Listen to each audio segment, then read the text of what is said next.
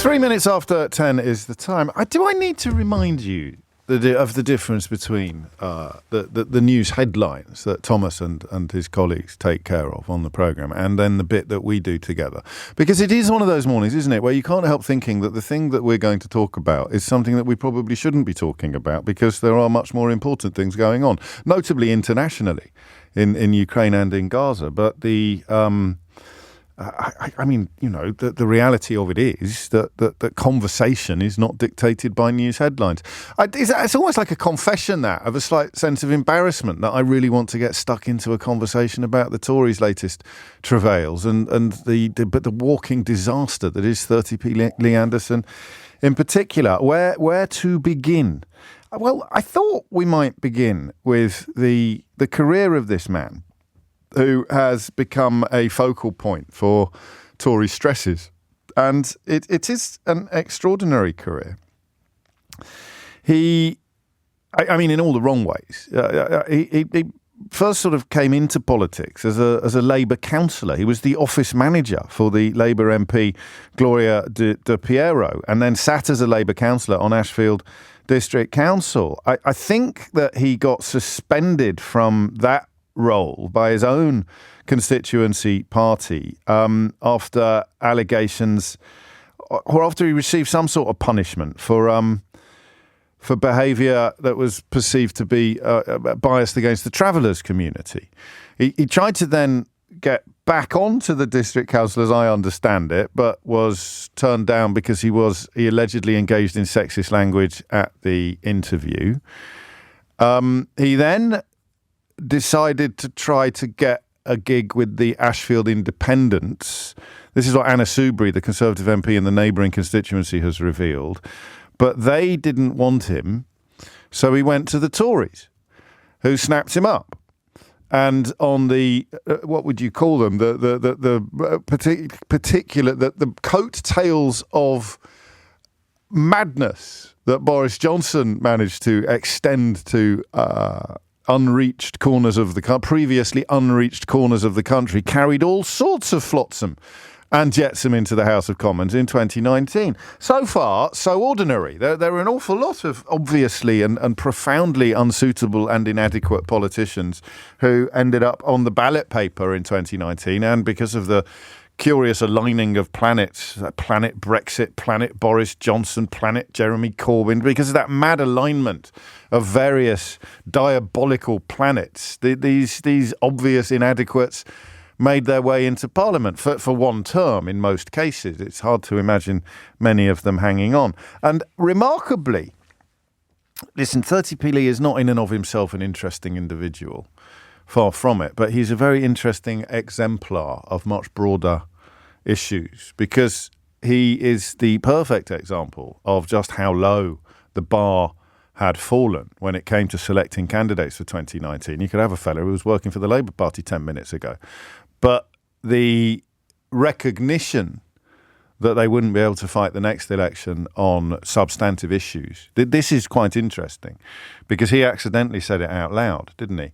You won't be able to fight the next election on substantive issues. He did a sort of strange YouTube. Listen, I'll confess something to you, right? The middle of last week, I had to deliver the extra chapter for the paperback version of my book. So, How They Broke Britain. I know I've been going on about it a lot lately, but only because it's in my mind. I'll calm down a bit until the paperback comes out in May. I promise. But it just means that my mind is a little bit more focused than yours is on some of the things that are going on at the moment. So the 10 chapters, 10 people, How They Broke Britain. The extra chapter, the new chapter, is Rishi Sunak. And I had to pick examples of Rishi Sunak's awfulness. And obviously reappointing Suella Braverman to the Home Office was one of them. And shortly after I decided that would be contained in the chapter, he fired her.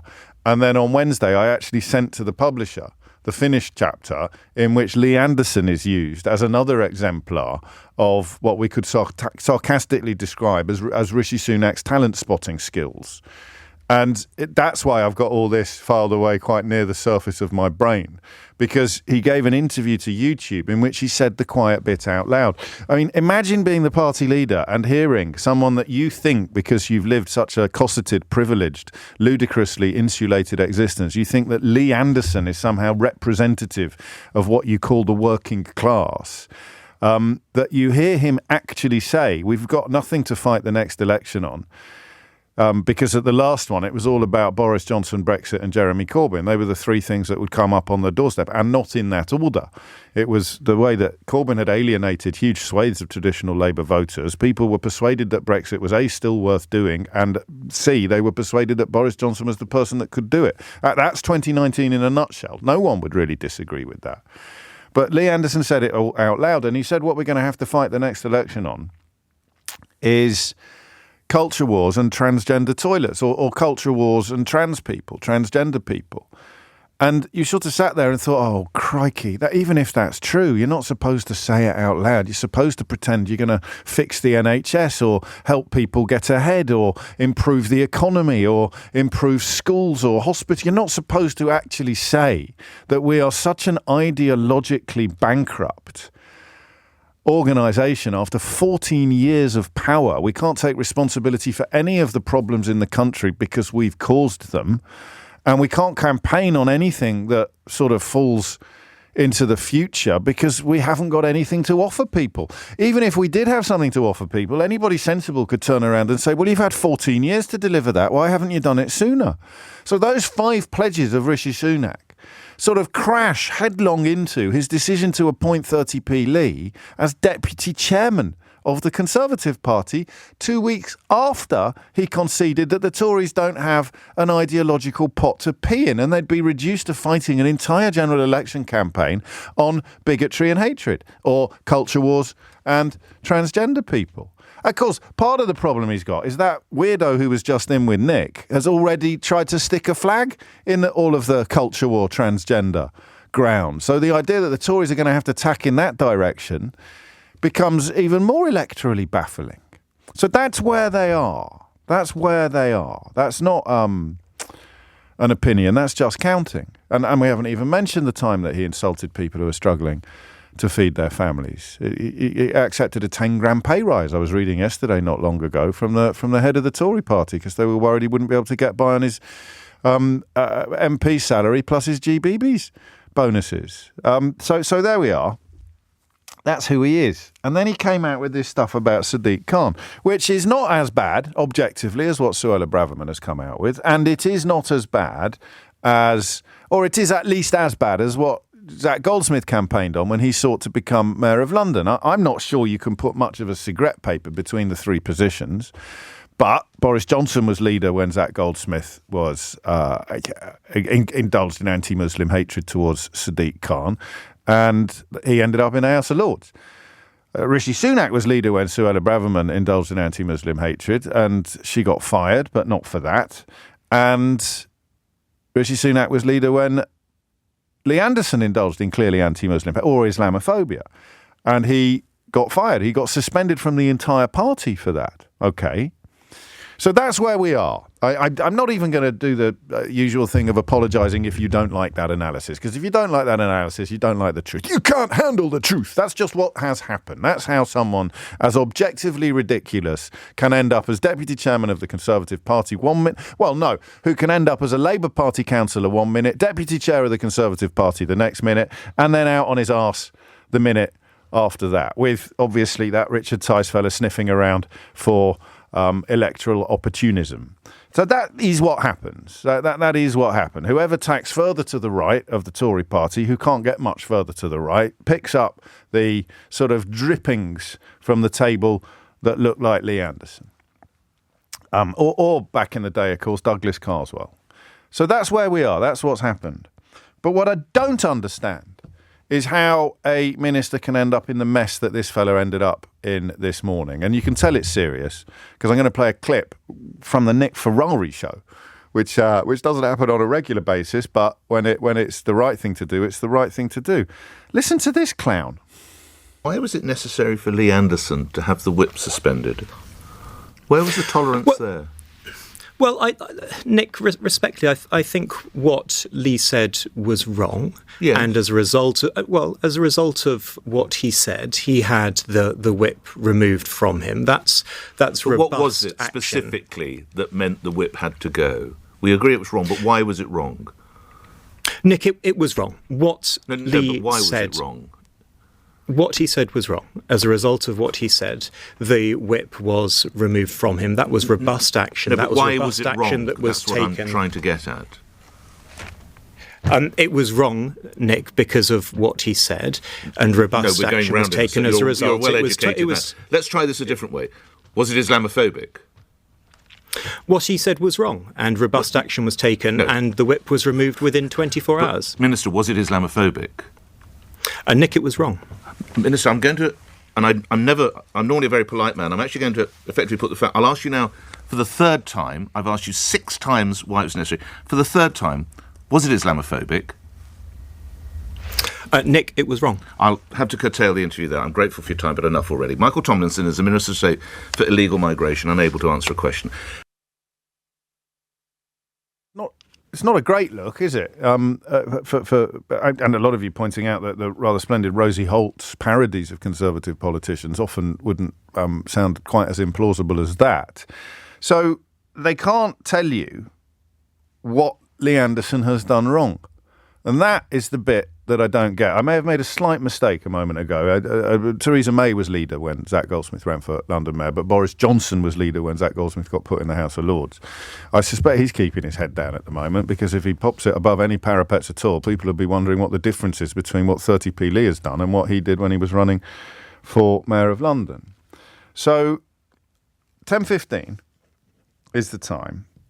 If you want to have a crack at the big question, I'd really like to hear what you've got to say on this issue. So let us talk about Islamophobia, which is, I think, a slightly more difficult word than some people allow, because it suggests that you would not be allowed to criticise Islam at all, and you should be free to criticise all religions. It's it's not that long ago in this country where you could be burnt at the stake for criticising somebody else's flavour of Christianity. So there's nothing unique to Islam about extremism or about literalism, but at this particular window in human history, they have certainly got a much tighter grip on that kind of ideology than most Christian countries or most Christian identifying countries do. A woman, I think, in Pakistan has just had to be rescued from a baying mob because there was some writing upon her outfit in Arabic that people mistook for quotes from the Quran. So, and then of course you had people picketing a chicken shop in Bradford because the bloke inside was selling Coca-Cola. So there can be some borderline lunatic behaviour in all sorts of contexts that are often described as religious when, frankly, they're not. There's something a little bit... But that's why Islamophobia is a slightly more complex characterisation than some people allow. I'm perfectly comfortable with it. I know what I mean by it. It is a view that Muslim people are somehow inferior or to be treated with suspicion or, by definition, dangerous. And that is exactly what Lee Anderson indulged in. So I do understand. I think some people perhaps claim that the word is unhelpful in good faith. I'm not sure. A lot of the people claiming that the word is unhelpful do so because they're Islamophobes and they don't like the idea of a label being hung around their neck. So that I get up to a point. But it's clear what Lee Anderson did wrong. Lee Anderson essentially accused Sadiq Khan of being in cahoots with extremists, which is close to a synonym for terrorists, solely because Sadiq Khan is a Muslim man. A Muslim man who, incidentally, is routinely praised by the British Board of Deputies of British Jews for his work with that section of the city that he governs and his overall attitudes to issues of interfaith cooperation and what I suppose we'd have to call multiculturalism. So I heard a caller at the end of Nick's show claiming that he hadn't done anything for the Jewish community, which the Jewish community would disagree with. When Susan Hall tried to malign him for being sort of low-level anti-Semitic, it was Jewish people who came out and condemned her quite correctly. So how have the Tories got themselves into such a mess to the point where an immigration minister can tell a radio presenter, right, Nick Ferrari in this case, can tell a radio presenter that 30p Lee had to lose the whip because he'd done something wrong, but he couldn't tell the radio presenter what 30p had done wrong. How have they got themselves into such a mess? 18 minutes after 10 is the time. 0345 6060 973 is the number that you need. So I'd take as broad a sweep at this as you like, because in a way you could include promoting him to deputy chair and then having to suspend him. It's extraordinary, really, promoting Braverman to Home Secretary and then having to sack her. How has Rishi Sunak got into such a mess? But how have the Tories got themselves into such an extraordinary mess over somebody as ridiculous and in normal times as horribly insignificant as 30p Lee Anderson? Hit the numbers now, you will get through. 0345 6060 973 is the number that you need. And we may also throw into the mix the question of what you think Lee Anderson did wrong, so that if Michael Tomlinson is doing any more interviews later today, he will at least be able to answer that question. What's the difference between a vice and a deputy? I don't know. So Paul Scully was vice chairman of the Conservative Party for the London region, from 2017 to 2019. And he resurrected one of the worst racist tropes yesterday, talking about no-go areas in Spark Hill, in Birmingham, and in Tower Hamlets. One of my colleagues lives in Tower Hamlets. She was staggered this morning to find out that she lived in a no-go zone. So the questions about how they've got themselves into such a mess can sometimes be answered with other questions. Why could Michael Tomlinson not tell Nick Ferrari what Lee Anderson had done wrong? Answer: because of Paul Scully. Maybe. I don't know. I want to hear what you think. Haziq's in Stoke. Haziq, what would you like to say? Hi, James. Hello. So I want to talk about sort of Lee Anderson and his comments. Okay. So, I want to be from the point of view of telling Michael Tomlinson what he should have said when he was asked what Lee Anderson had done wrong. Well, that'll be helpful for him at least. So, look, I don't know if Lee Anderson is Islamophobic, right? That's for him to decide. But his comments were, I think, in my own opinion, right? Yeah. Now, suggesting that Islamists have taken over Sadiq Khan, Keir Starmer in London, that's perpetuating harmful stereotypes about Muslims. Yes. But I'm a Muslim myself, right? And I've grown up through the ages of, these terrorist attacks that were happening in Manchester and London.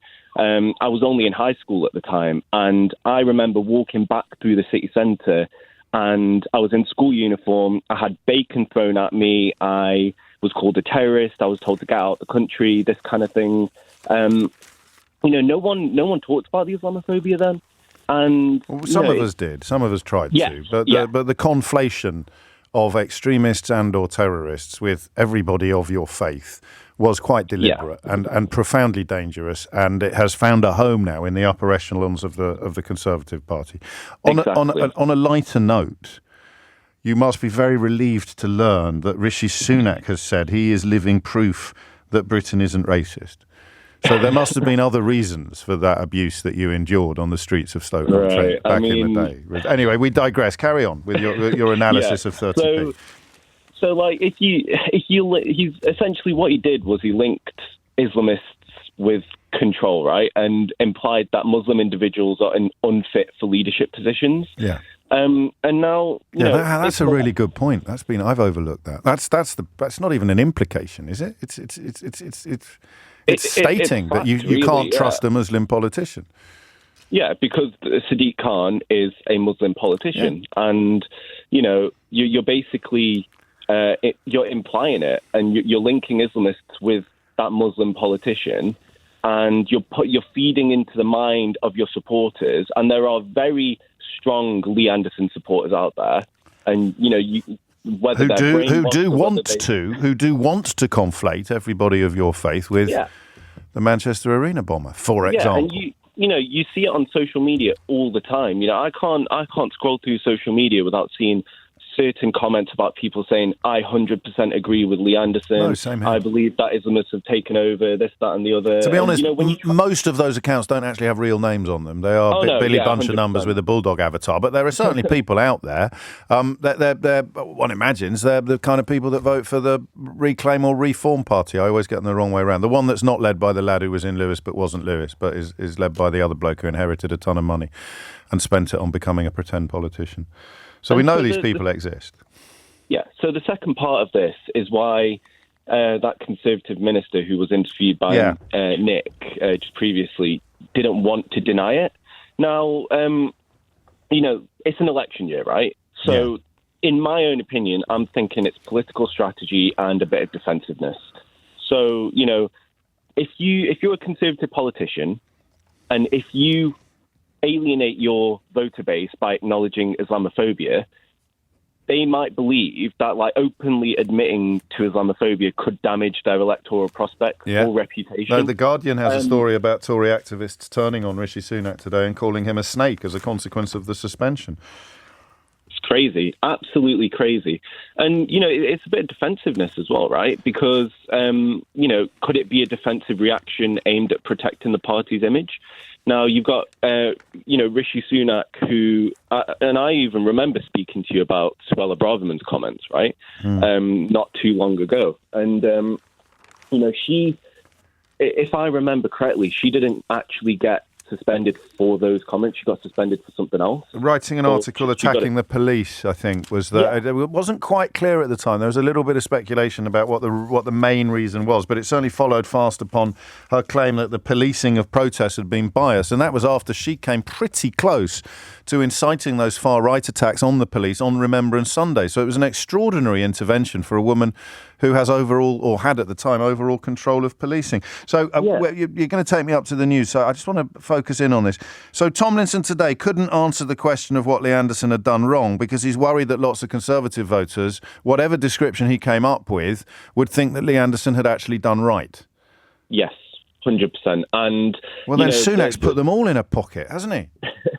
Yeah, there you go. I mean, look, the final bit I want to say regarding your original question about, how the Conservative Party got themselves into such a mess is because they failed to address the concern straight away. They waited at least 48 hours before they even acknowledged any wrongdoing. And that's not even taken into account saying it's Islamophobic because they haven't done that yet. Yeah. They've just said it's wrong. I mean, but we can't tell you why. Yeah. What was wrong? Well, you don't get suspended for nothing. No, you don't get suspended for nothing, but we can't tell you what he's done wrong that he's been suspended for, even though everybody knows it was comments he made about Sadiq Khan and in particular Muslims in general. But we can't tell you what was wrong with it because we appreciate that so many of our voters would probably disagree with whatever we described as Lee Anderson's wrongdoing. And then you're left with this extraordinary Times front page where Rishi Sunak is saying that you can prove... Do you know how you can prove that Britain's not racist? Because I'm Prime Minister, with which there are two problems. The first is no one actually voted for him to become Prime Minister, and the second is when he tried to become Prime Minister or leader of the Conservative Party against a rival candidate, he lost, and the rival candidate was Liz Truss. So if there is no racism, for example, among the Conservative Party membership, you're left with the frankly terrifying conclusion that they looked at Liz Truss and Rishi Sunak and decided that Liz Truss was more talented. It's 10:30. You're listening to James O'Brien on LBC. The phone lines are open and Thomas Watts has your headlines. 10:34, Robin Maidenhead writes, and I think unintentionally makes an excellent point, if a hardcore element of a faith espouses and behaves dangerously, why shouldn't that cast a doubt over the whole of that faith? The answer, Rob, is easy. He adds, isn't that natural and isn't it forgivable without accusations of phobia or hate? No, mate, because the word faith means belief. So if a hardcore element of a faith believes the same thing as the rest of the faith, then they're not a hardcore element.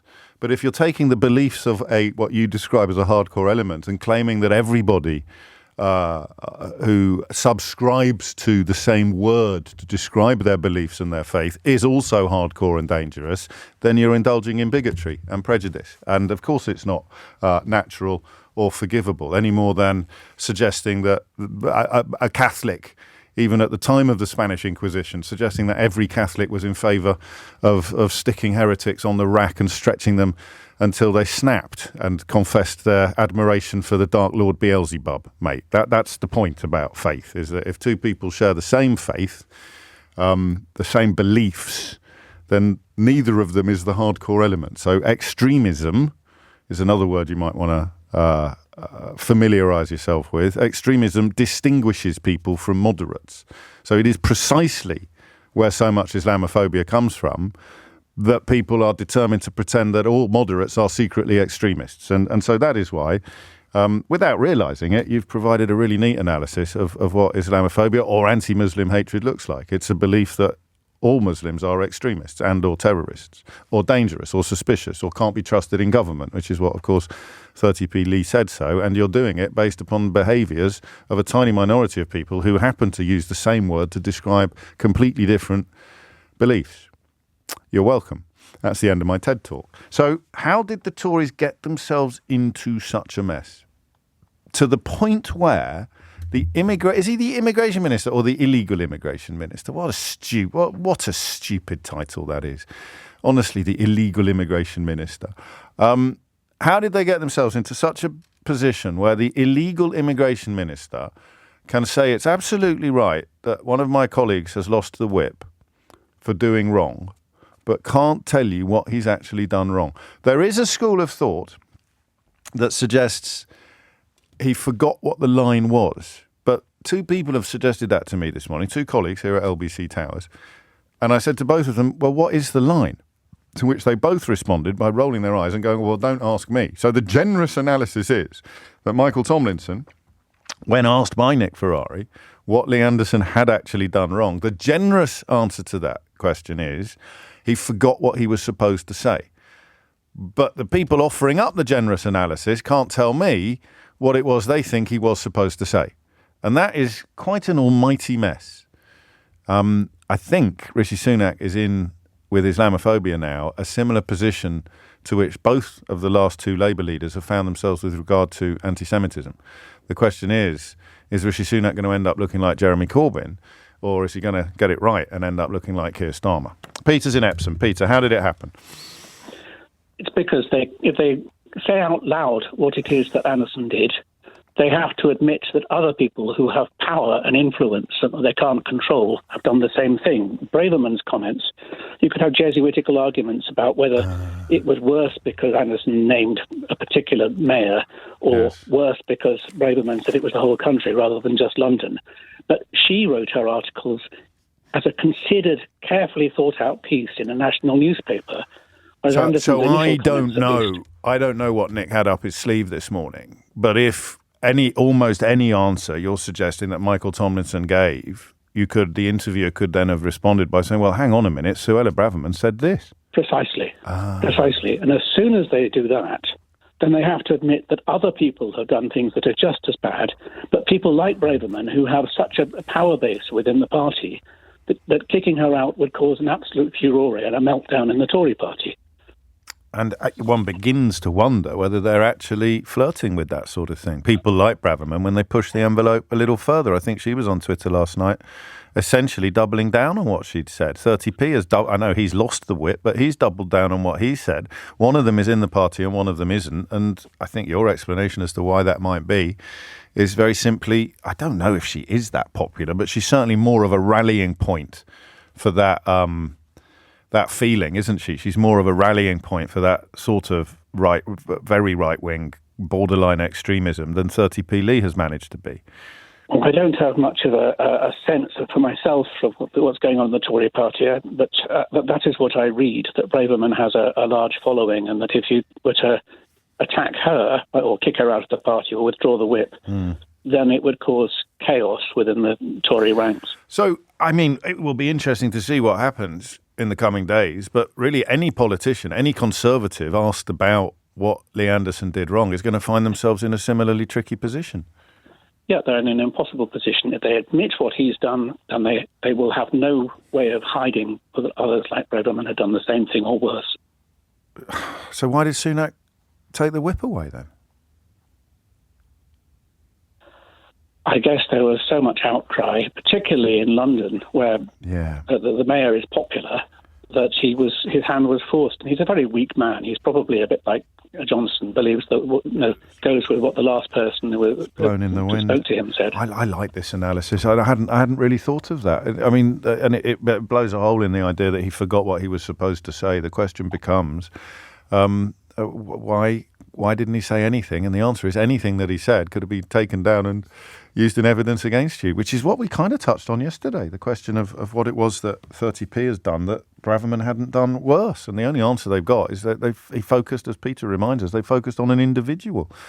Anderson focused on an individual. He brought Sadiq Khan into it, which is clearly an attempt to claim that you can't trust Muslims, which is Islamophobic or anti-Muslim hatred, whatever you prefer. I'm not 100% comfortable with that distinction. I saw Kemi Badenoch trying to get it out there as well. Someone else who will be fighting with Suella Braverman for the support and loyalty of precisely the kind of people who will be privately agreeing, I think, with Lee Anderson at the moment. 10:41 is the time. I've got some phone lines free. 0345 6060973 is the number that you need. And we haven't, I don't think, heard from what you might describe as a traditional Tory supporter yet. But if you are in that category and you're watching what's unfolding now with a sense of befuddlement and incredulity, how do you account for what has happened? How have you ended up with a Minister for Illegal Immigration who, when reminded of a Conservative colleague losing the whip for the offence of the offence of what? I would say the offence of Islamophobia, asked what it is that Lee Anderson did wrong, Michael Tomlinson cannot actually say so. Why not? Why can't he? 0345 6060973. Chris is in Nottingham. Chris, what would you like to say?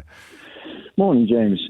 So the problem for the Conservatives is they've spent all their time, they've bet the house on digging this giant hole to encourage racists to get in with them. And they know that that's the core voters that they've got left. It's all they've got. It's all they've got left. And if they were to pinpoint Lee Anderson's comments as being Islamophobic, the fear is they will push those voters to reform. Then they're not scared of Labour. They know they're going to lose the next election.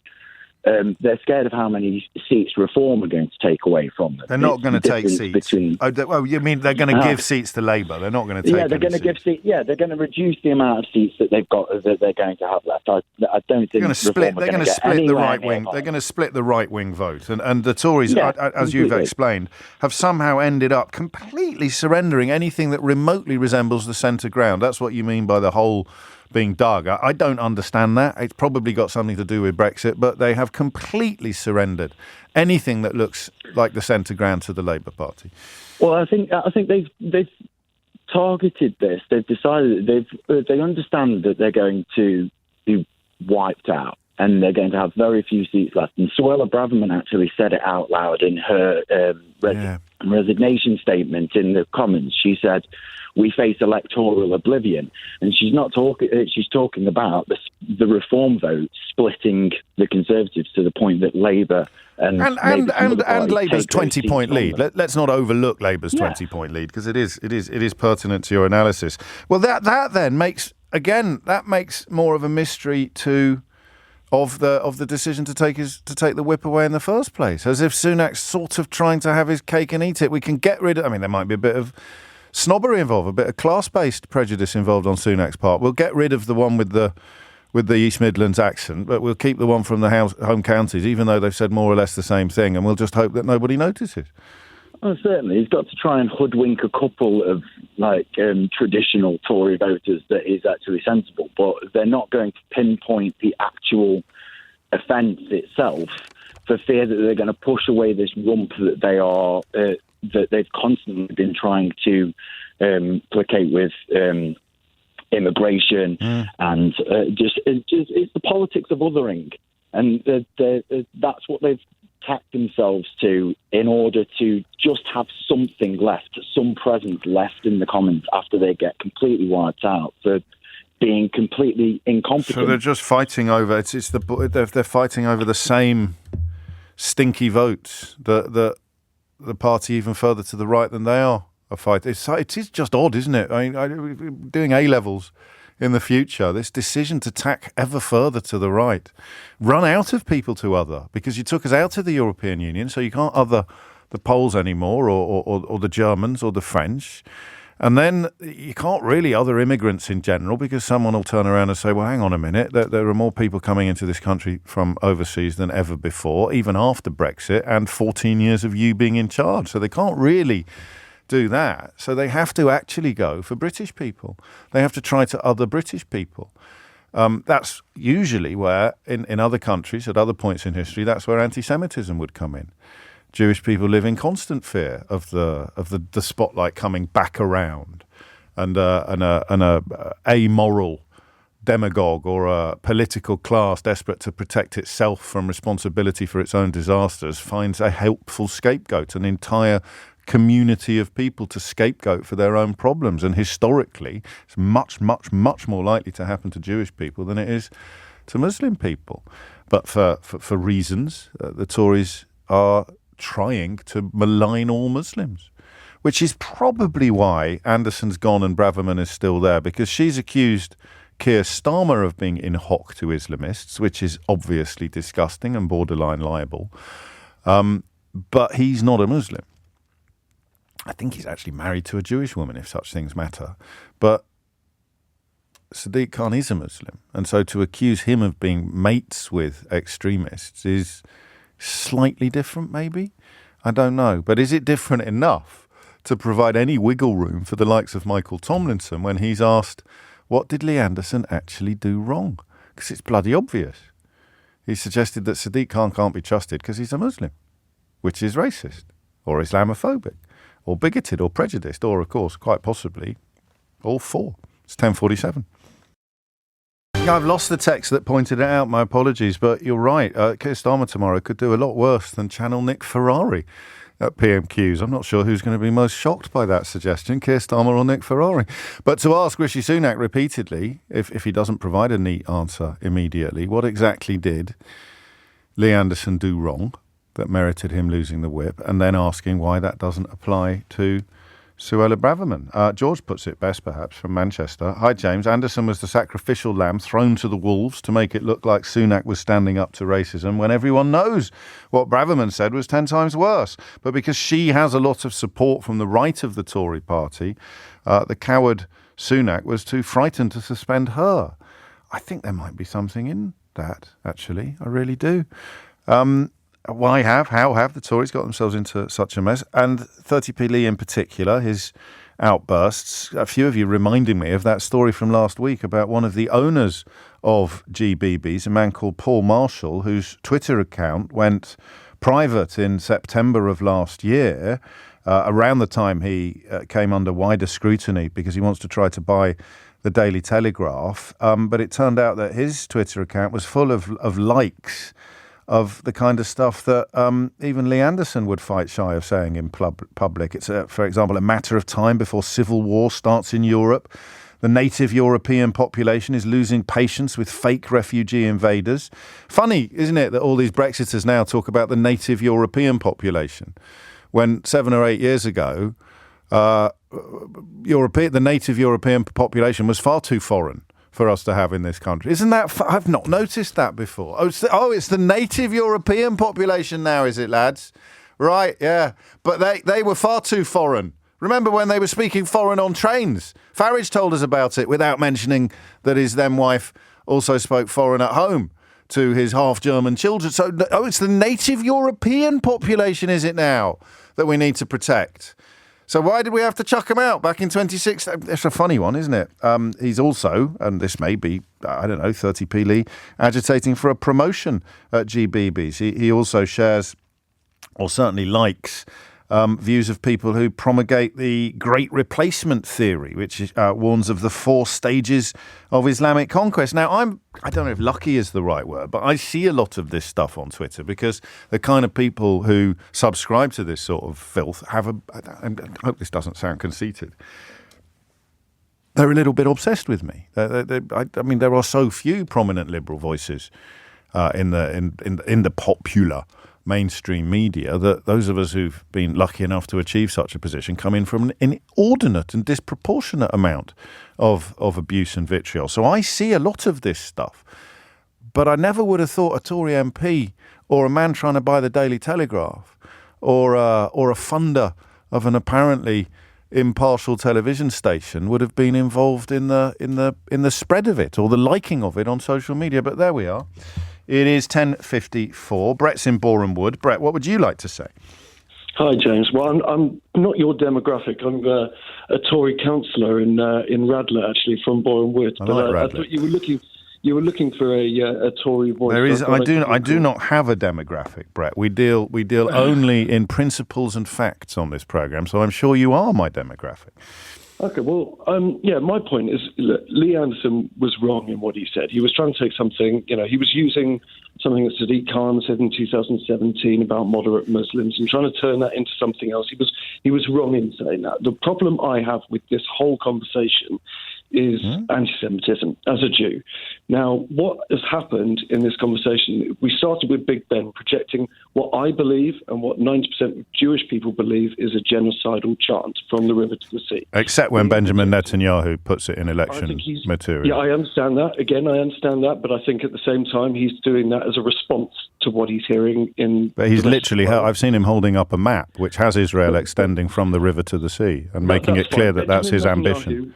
Benjamin Netanyahu would likely get taken out, will likely get voted out at the next election. So we'll see. But he's not, though, is he? He's currently the Prime Minister of Israel. I mean, I take your point, and I believe that you're making the point in good faith, but you can't just gloss over the fact that the man who's currently leading the attack on Gaza routinely deploys the notion of from the river to the sea as an electoral lever. Again, I don't want to talk about Gaza. I want to talk about... Well, you have to, because the reason the reason that phrase was projected onto the Elizabeth Tower was precisely because of what's happening in Gaza. Well, look... So you can't talk about one without the other, Brett. If you want to talk about Gaza... I don't particularly. I want to talk about Lee Anderson. You brought Gaza into it. I'm not quite sure why. Okay. Can we start again? So yeah, of course we can. We've got a projection of from the river to the sea, which 90%... No, but we're talking about Gaza now. You're talking over me. You're talking about over me, okay? 90% of Jews... I'm sorry, I am going to talk over you if you say things that are disingenuous. You said we were going to start over and not talk about Gaza. But it's... Okay, 90% of Jews believe that chant is anti-Semitic. Except when Benjamin Netanyahu uses it. Now, again, I'm trying to talk about anti-Semitism, and you're just trying to talk over it to talk about... No, I'm not, Brett. I'm trying to point out to you what everybody listening hears. They hear you saying that those words are toxic, but not acknowledging the fact that they're used by Israeli politicians quite regularly. There are some toxic Israeli politicians. I'm not denying that. In charge. In charge, but and currently overseeing the attack upon the Palestinian people in Gaza, which is what the protests... Palestinian people, it's an attack on Hamas, and please do not conflate the two. It's an attack on the Hamas terrorist the death toll conflates the two. Well, okay, so let's say 30,000 people. Okay, let's talk about the death toll. Well, I wanted to talk about Lee Anderson. James, 1 second, because you wanted to bring this up. 30,000 was talked about in British Parliament plenty of times. That's an inflated number from Hamas. Hamas was at 28,000. Now let's take 11,000 off that. Let's call them terrorists, okay? So we're left with... Where does that number come from? So you think all 29,000 are... No, I don't know what I think. I'm asking you what you think. Where does that number come from? I would say that when the IDF and Israel have announced that it's 10 or 11,000 combatants that are being killed, that's quite a... Okay, just checking on your... Well, it's not verifiable. I've checked. They have said that, and it may be true. But why are we having this conversation when we're talking about the Tories' problem with Islamophobia? All I said was I believe, and many Jews believe, from the river to the sea is a genocidal But I have to now repeat, except when Benjamin Netanyahu says it. That's in response, okay? Can we just talk about what... Well, it doesn't work like that, Brett. You say things, I respond to them. Okay, can you let me carry on my conversation? Well, is it going to involve Lee Anderson and the Conservative Party at any point? I won't repeat that. So, he was wrong, okay, in saying what he did, but now the conversation has turned to Islamophobia, okay? Any criticism of anything Islam-related is now Islamophobia. No, that's not true. Forgotten. Wait, I want to carry on. Well, you can't say things that aren't true, Brett. Now we've forgotten, James, about the anti-Semitism, which is absolutely rife vile and very, very threatening to the Jewish community. Okay, synagogues are being hounded. Jewish schools, okay, are under threat as well. It's a completely different sort of thing. If you look at the population of Jewish people in the UK, it's 270,000, something thereabouts. Population of Muslims in the UK is 4 million. If you look at the number of incidents of hate crimes between the two religions, they are round about the same, which shows that they're both awful. Of course, anti-Muslim hatred is awful. However, it is incredibly prevalent within, and pretty much 1,000 times more prevalent within the population of Jews. Now, what I'm saying is now we're having this whole conversation about one MP out of 650 who may have said something pretty damn silly, but we've now moved the whole conversation away from anti-Semitism. And how well, no, but Brett, can I speak now? No, you carry on. There are a number of mosques in the UK. Okay, I am certainly not an Islamophobe. I'm not anti-Muslim, but I'm worried about the prevalence of anti-Semitism within Islam in mosques in the UK. Okay, here's the thing. So am I. Okay, I'm also worried about the prevalence of Islamophobia, and I think that we probably rightly, given the statistics that you described, spend a lot more time talking about anti-Semitism than we do about Islamophobia. But the reason why this conversation is, I mean, you must understand this, Brett, the reason why this conversation is unfolding in the way that it is on this day is as a direct consequence of a former deputy chairman of the Conservative Party indulging in base Islamophobia. And the fact that you don't want that conversation to be had is just a little odd. I would say to you that both conversations can be held. Why do you want to close one of them down?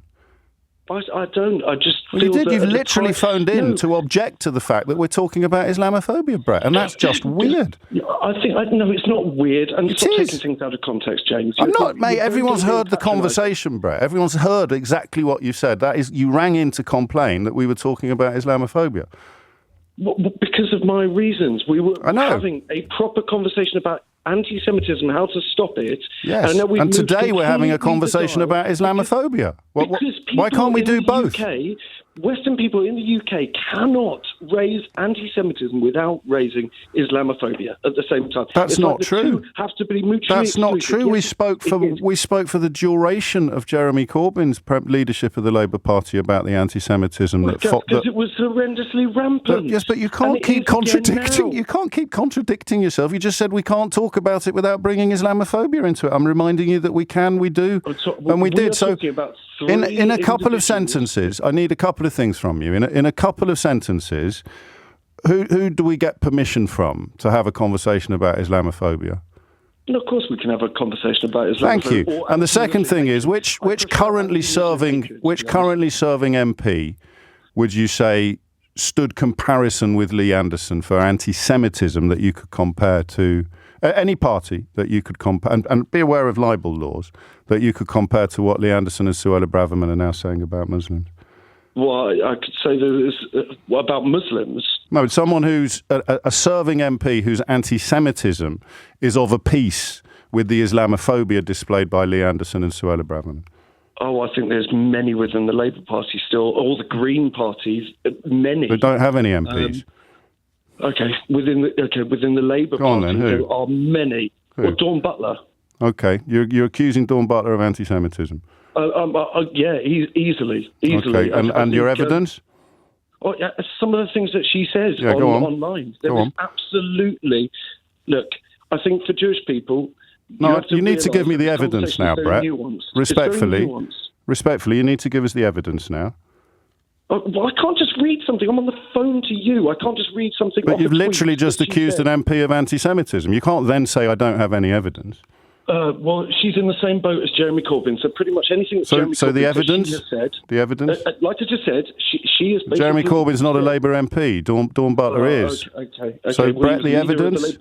You're a Conservative councillor accusing a Labour MP of anti-Semitism on national radio, and all I'm asking you for is your evidence, mate. You're talking about Lee Anderson as a previous deputy chair of the party. Yes. I'm talking about Jeremy Corbyn as a previous leader. No. I said serving MP for a reason, because Keir Starmer has got rid of Jeremy Corbyn. He is tackling anti-Semitism in a way that Rishi Sunak is not tackling Islamophobia. So just once more, in case our lawyers are listening, the evidence that Dawn Butler is anti-Semitic. Absolutely bang out of order. The evidence. And you should be called out for this. The because evidence. You're trying to put me into a trap. No, I asked you a question to which you could have said, I can't think of anyone. And I think it's disgusting. Yes, well, I think the evidence is viewed. Through you. Your listeners see through you. I'm sure they do, Brett, but in conclusion, the evidence, please.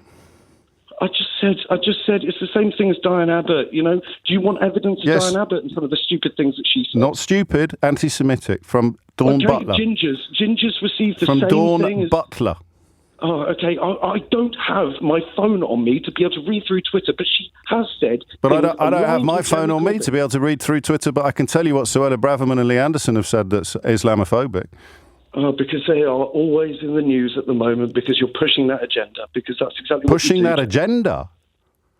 That's an interesting trope. What do you mean by that? You are a funny man, James O'Brien, because you're a Conservative councillor, Brett, in Boreham Wood. Yes, and accusing politicians of anti-Semitism without any evidence whatsoever. No, I'll go through Twitter in a minute, shall I? As soon as I got off this call. Yeah, if you want, mate. Honestly, I think you're incredibly patronising.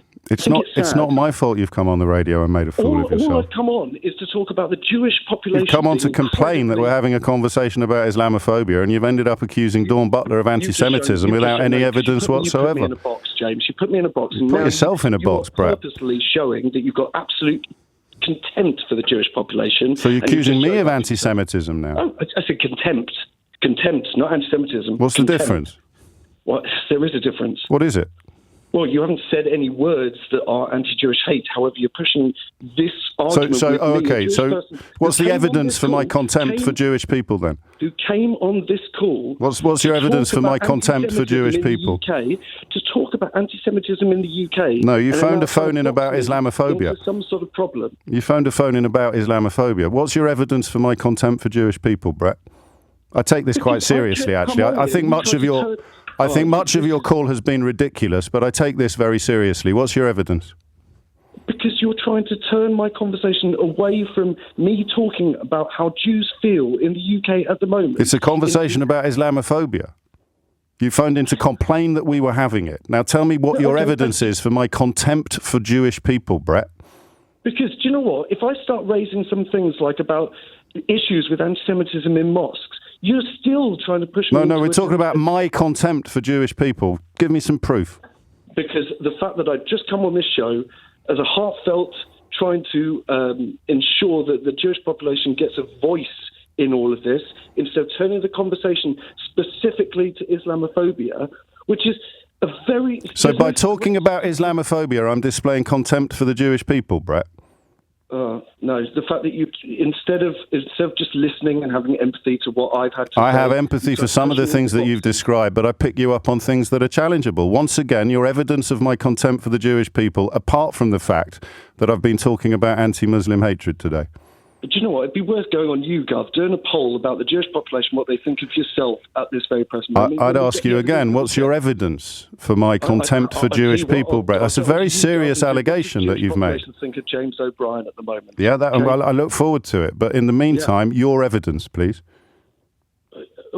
I've just told you. No, you haven't. I've just told you that I've come on this show to have a conversation about anti-Semitism being taken away. But it's a phone-in about Islamophobia. No, it started. No, because this all started with Big Ben. This started with Lee Anderson losing the whip for being Islamophobic, and the question I've asked about 14 times since 10 o'clock this morning is how have the Conservative Party got themselves into such a mess over Islamophobia? But I'd ask you, Brett, the question that remains, and we're going to have to call it a day soon, is your evidence, please, for my contempt for Jewish people. Because ridiculous though you are, I do find that hurtful and offensive. And there we go. You just called me ridiculous. Well, okay? Prove me wrong by giving me the evidence. Prove me wrong by giving me the evidence.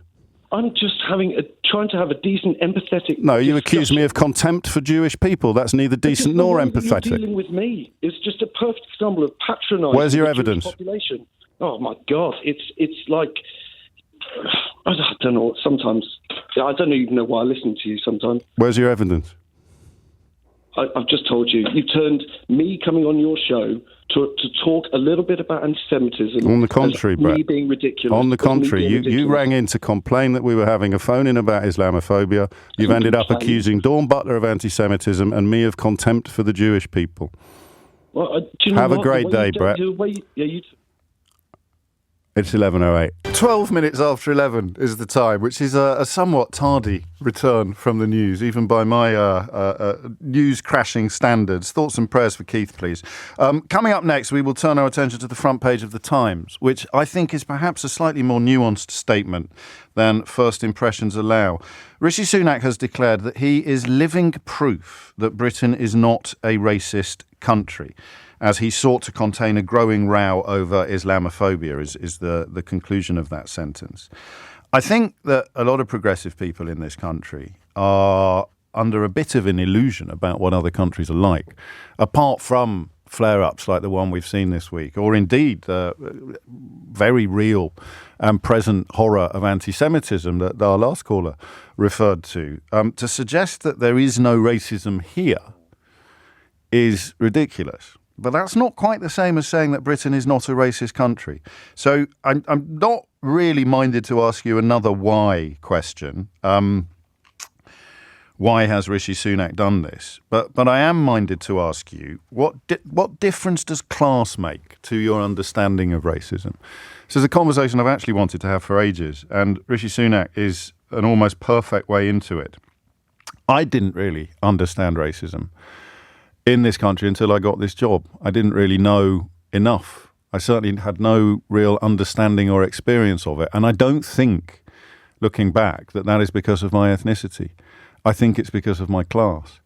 You know, I don't want to sound silly, but I have a diverse friendship group, and within it, we don't experience these sort of things. People tell me about things that they've experienced in their youth or things that they experience in other contexts. I had one friend of Sri Lankan extraction who had so many unpleasant experiences in his youth that he didn't like going into pubs, even much, much later in life. So I just wonder whether today would be a good day upon which to have a little look at the difference that class makes. So when Rishi Sunak says he is proof, living proof, that Britain is not a racist country, is it only because he went to public school and mixes in quite privileged circles that he can say that? 0345 6060 973 is the number that you need. And I would have thought that the anti-Semitism question, I'd rather not take more calls complaining that we're not talking about anti-Semitism and we are talking about Islamophobia, if that's all right with you. But actually, anti-Semitism is racism. And, you know, the suggestion that Britain is not a racist country presumably would cause some raised eyebrows in corners of the country that are currently dealing with the anti-Semitism that our last caller described. So what do you think Sunak has done here? Why do you think he's done it? And how big a role do you think class and privilege play in perceptions of racism? It's 11:15. 18 minutes after 11 is the time. It's what are we doing? We're defying the old rule about dinner parties. Never talk about class, race, or politics at dinner, and religion. Good God, we really are going for the full set. Sometimes a headline really takes my breath away. I saw one. I'm pretty sure I remember this correctly. I saw one involving Rishi Sunak saying that he believed that the P word was never deployed anymore in public. I hope I haven't misremembered that. I probably should have checked. And I just thought, I think that's a mark of privilege rather than experience. I'm fascinated by privilege, largely because if you've enjoyed it, you often don't notice. You often don't know. You know, when we have phone-ins about private education and parents ring in and say, well, I work bloody hard to send my children to private school, as if they don't realise that even to be in a position to send a child to private school, you're already both statistically and materially privileged. I used to do that because you only know the world you inhabit, right? Unless you're lucky enough to tune into a show like this today, or even more lucky enough to present it. But I used to do that because when I was growing up, I was very conscious of the things we didn't have. And Dad had a company car, so, you know, it was never going to stand comparison with wealthier friends whose dads had Range Rovers and Jaguars. But I realise now that there was so little money left over after our school fees had been paid that we didn't have the sort of holidays that a lot of our friends had. And we didn't have a lot of the accoutrements and luxuries that some of our friends had. For Mum and Dad, it was a huge priority. And I used to think that that was a counterpoint to the privilege question. I honestly, I probably didn't know the statistics as a kid, but I would have said, had I had a radio show at the age of 11, I would have said, no, you don't understand. My parents choose to send me to that school, and your parents choose to go to Barbados every year. One isn't better than the other, and one isn't right and one isn't wrong, because that was all that I knew. That was all that I knew. And privilege is something that you don't really want to acknowledge, because that involves an admission of benefiting from unfairness. I'm speaking from my own perspective now. I'm trying to work out where I come from and why I held and possibly still hold views that I have. You don't want to admit that you've benefited from unfairness. I've got to tell you something. When you do admit it, it's incredibly liberating. I would love to believe. I'm very happy with the way my career has panned out, right? I'm not going to lie to you about that. There were a few years, maybe a decade ago, I was thinking, I wish I could do a bit more. I wish this had gone a bit better. Right now, 21 minutes after 11, Tuesday, February the 27th, 2024, I am one of those people who could be called fulfilled. And that is an incredible blessing. I don't know how many people it applies to. I envy people who can achieve fulfillment without the material success or the status that I still sadly value, but I am fulfilled. I have enough in life, and I wish I could look myself and you in the eye and say that if I hadn't had the education and the advantages that I had, I would still have achieved this level, but I wouldn't have done. I cannot kid myself, and it would be rude of me to kid you, and it's quite liberating. It's. I remember a great story that Charlton Heston told on the Wogan programme about serendipity, and this was before Charlton Heston made his speech at the NRA about having to prise guns out of his cold dead hand. He was leaning out of a car on the MGM lot, and I think Samuel Goldwyn was looking out of the door of his office. And at the time, they were looking to cast Ben-Hur.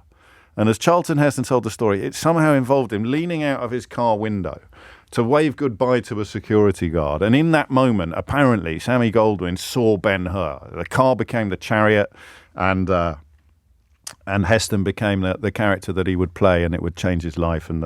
And you have to acknowledge these things, not just the moments of serendipity, but also the privilege. And I think that if I hadn't done this job for the last 20 years, my understanding of racism would be very, very different from what it is. There's a story yesterday about a black man essentially being told he wasn't allowed to buy paint in an art supplies shop because they are on guard for potential graffiti artists. He was with his son. That would not happen to me if I was with my child and I went into an art supply shop and sought to buy some spray paint to fix up the garden gate or whatever it might. The suspicion that I was a graffiti artist, which isn't a particularly black pastime, but nevertheless, the staff in the shop, the story, as it was reported, was obviously evidence of prejudice. So the relationship between class and racism, I'm going to put it to you that Rishi Sunak lives in sections of society where racism is actually rife, but he doesn't feel a victim of it himself. It's the I don't mean you school of racism. If you have had a very privileged upbringing, if you are posh or wealthy or both, I wonder whether your understanding of racism can ever be the same as it would be if you had grown up in less privileged circles. Just for the record, I want to make it absolutely clear, and the current iteration of the Tory party proves it beyond all doubt. Racism is absolutely some of the biggest racists I've ever met are posh. You know, an awful lot of them have inherited huge amounts of money, which of course plays back into that idea of never wanting to admit that you've enjoyed an unfair advantage. So I'm baffled by elements of what Sunak has said, but I do think at least some of it can be explained by the question of class and or wealth. But I think I need people better versed than I am in the relationship between these three factors to explain to me from your side of this conversation how pertinent you think my point is. It's 11:25. Isaac's in Westminster. Isaac, what would you like to say? Hi. I believe that class. There is an issue with class and racism, and I feel like I personally experienced this. Go on. I did. I went to Ampleforth as well. Did you? Yes, and I also went to Newcastle University, and I noticed that because I'm mixed race and half Caribbean and half white working class, I noticed that whenever there was an ethnic minority, that if it was a South Asian individual, they were usually always from India, right. very wealthy. And if they were from Africa, they were usually from either Nigeria or Ghana. And I noticed that these nations or these kind of individuals were usually accepted. And when I went there, even at school, Isaac. Yes, even at school. I'm sorry to hear that. That wasn't. I mean, you've proved my point. Do you know what I nearly said then? What? I nearly said that wasn't my experience, but that's the whole bloody point, isn't it? It wouldn't be my experience. I'm sorry to hear that, though. We were there at very different times, I think. You sound much younger than me. Yeah. Okay. I am, and I just noticed that the experience of these ethnic minorities, the Nigerians and Indians, was very different to the experience that my family were having, who never got the chance to go to university or and that was because not because of the colour of your skin, but because it was like an extra dimension of discrimination based upon your socio-economic situation. Yes, it seemed to me that certain subsections of different ethnicities seemed to have it worse off. So it seemed to me that a lot of Caribbean people, a lot of Pakistani people who were less well off didn't seem to get into these institutions because they weren't well connected or didn't have the money, and therefore they were, I guess, subject to a lot more racism outside of these circles. So I do believe that Rishi Sunak kind of fits into that very thin stratum of society where the ethnic minority does end up with a lot of wealth and getting into certain educational establishments and therefore rising up the ranks and managing to become prime minister. So it's money that you're describing as a, what's the word we're looking for? Money as a camouflage or an insulator? I think it's a factor in managing to sort of integrate into these I guess, wealthy white circles that they are happy to sort of welcome you in as long as there's a lot of money there. And it seems to me that just my experience from going to university is that there was never any Caribbean people in the university. There was never any Pakistani people in the university. And the experiences that those groups were going through were always outside the universities at, state schools or community colleges, and they always seem to be subject to racism. And if, like, for example, a Caribbean ever got in, which I did, I was never accepted even by the ethnic minorities that were there because I wasn't African. So, in what way, if you don't mind me asking, if I was to ask for sort of an example of what you're describing beyond the description, what would you offer? Well, for example, when I was at boarding school, I was called the N-word. I was told to go back to the Congo, even though I'm not from Africa. And whenever I tried to sort of seek friendship in the sort of group of ethnic minorities, I was always shunned because of this old... because you were perceived as being poor. I was perceived as being poor, and also a sort of snobbery around not being wealthy, not being African, not being from that that kind of. So this is a really clear depiction of a hierarchy of racism in which class and wealth are huge factors. I'm really sorry, Isaac, to hear you tell me No, that. it's fine, I don't hold much affection for the institution that we both attended, but my memories are nicer than yours, even though I ended up getting chucked out, and I presume you didn't. That's really made me sad today, to think that you were having to put up with stuff like that in the same corridors that I used to walk down without a care in the world. Thank you. Right, you take care. You take care. It is 11:30. You are listening to James O'Brien on LBC, and Thomas Watts has your headlines. 11:34 is the time. In some ways, it's the most interesting, or it can be. It can provide the most interesting conversations that we have. And I'm speaking as a listener now, not a presenter. The calls that help me understand things I would never be able to properly understand in the course of my daily life. But I have to tell you that Isaac's knocked me back a bit. If you got a bit confused about some elements of that conversation, we went to the same school. Neither of us would have been among the wealthiest of classmates there, but I think from the way Isaac told the story, my family background would have been a little more comfortable than his. And by dint of being mixed race and not wealthy, his contention was that his experience was very, very different from what it would have been had he been from either a different ethnic minority or with more money.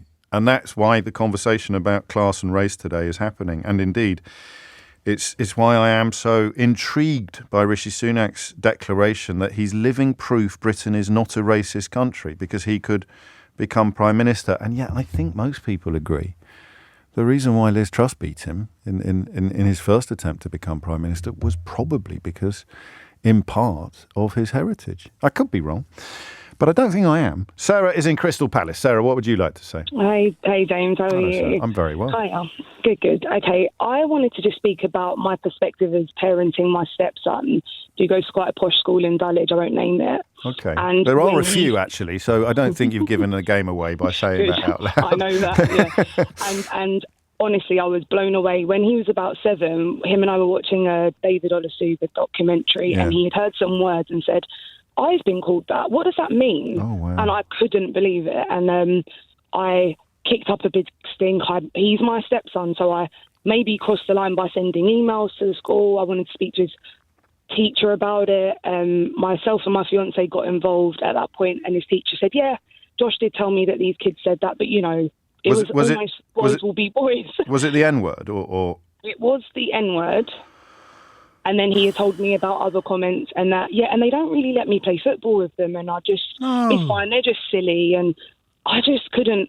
And he didn't really understand racism at that point. But fast forward 3 years, he's now 10. Yes. Some incidents still happen. And the reason I relate it back to class, James, is because when my fiance's family, all of their children have been through these sorts of schools as well, slightly older, and they always say, don't rock the boat, as if we're privileged to be in these positions, and that really the race thing where it's problematic in your life is for the lower class, whereas this is just boys being boys or boys being silly. And I just think it's quite a blinkered, I just think that... No, I hear you. No, I know. Do you hear me? So yes, it's like I do. The race and the class thing is not, you know. Not what? It doesn't coincide. It's just like it's separate. But I think it really does. And I have made a decision. I've met you with my toddler at a book signing. Oh, yeah. And I've made a decision that he won't be going to those environments. And you talk about private schools a lot, but it's exactly that identity thing that I think Rishi Sunak suffers from. I think they're more. I think possibly, and Isaac's call has, as you can probably tell, really resonated with me. Similar experiences to what you described, but in his case, at my old school, I think things have become more snobbish since. Partly because the fees are so much more than they used to be. The schools used to be within reach for families like mine. They would not be now. Not for my mum and dad. And with that enhanced privilege comes more snobbery. Absolutely. And possibly when that prejudice is commonplace, then other prejudices flourish. You know, you smuggle in the racism under the cloak of snobbery or wealth-based snobbery. What are you going to do? I mean, you don't need to tell me your family business. I'm not. I'm going to, you know, and it's against the family's wishes. But I will be sending him to a state school and try and do the extra tuition just so they feel like, you know, that privilege that he could have, you're not giving it to him. I just want to prove that it can be done, but I don't want him to suffer the same identity crisis where this is happening. Like the other day, we were driving through Brixton. We are from the working class. And he said, my stepson said, why are black people so aggressive?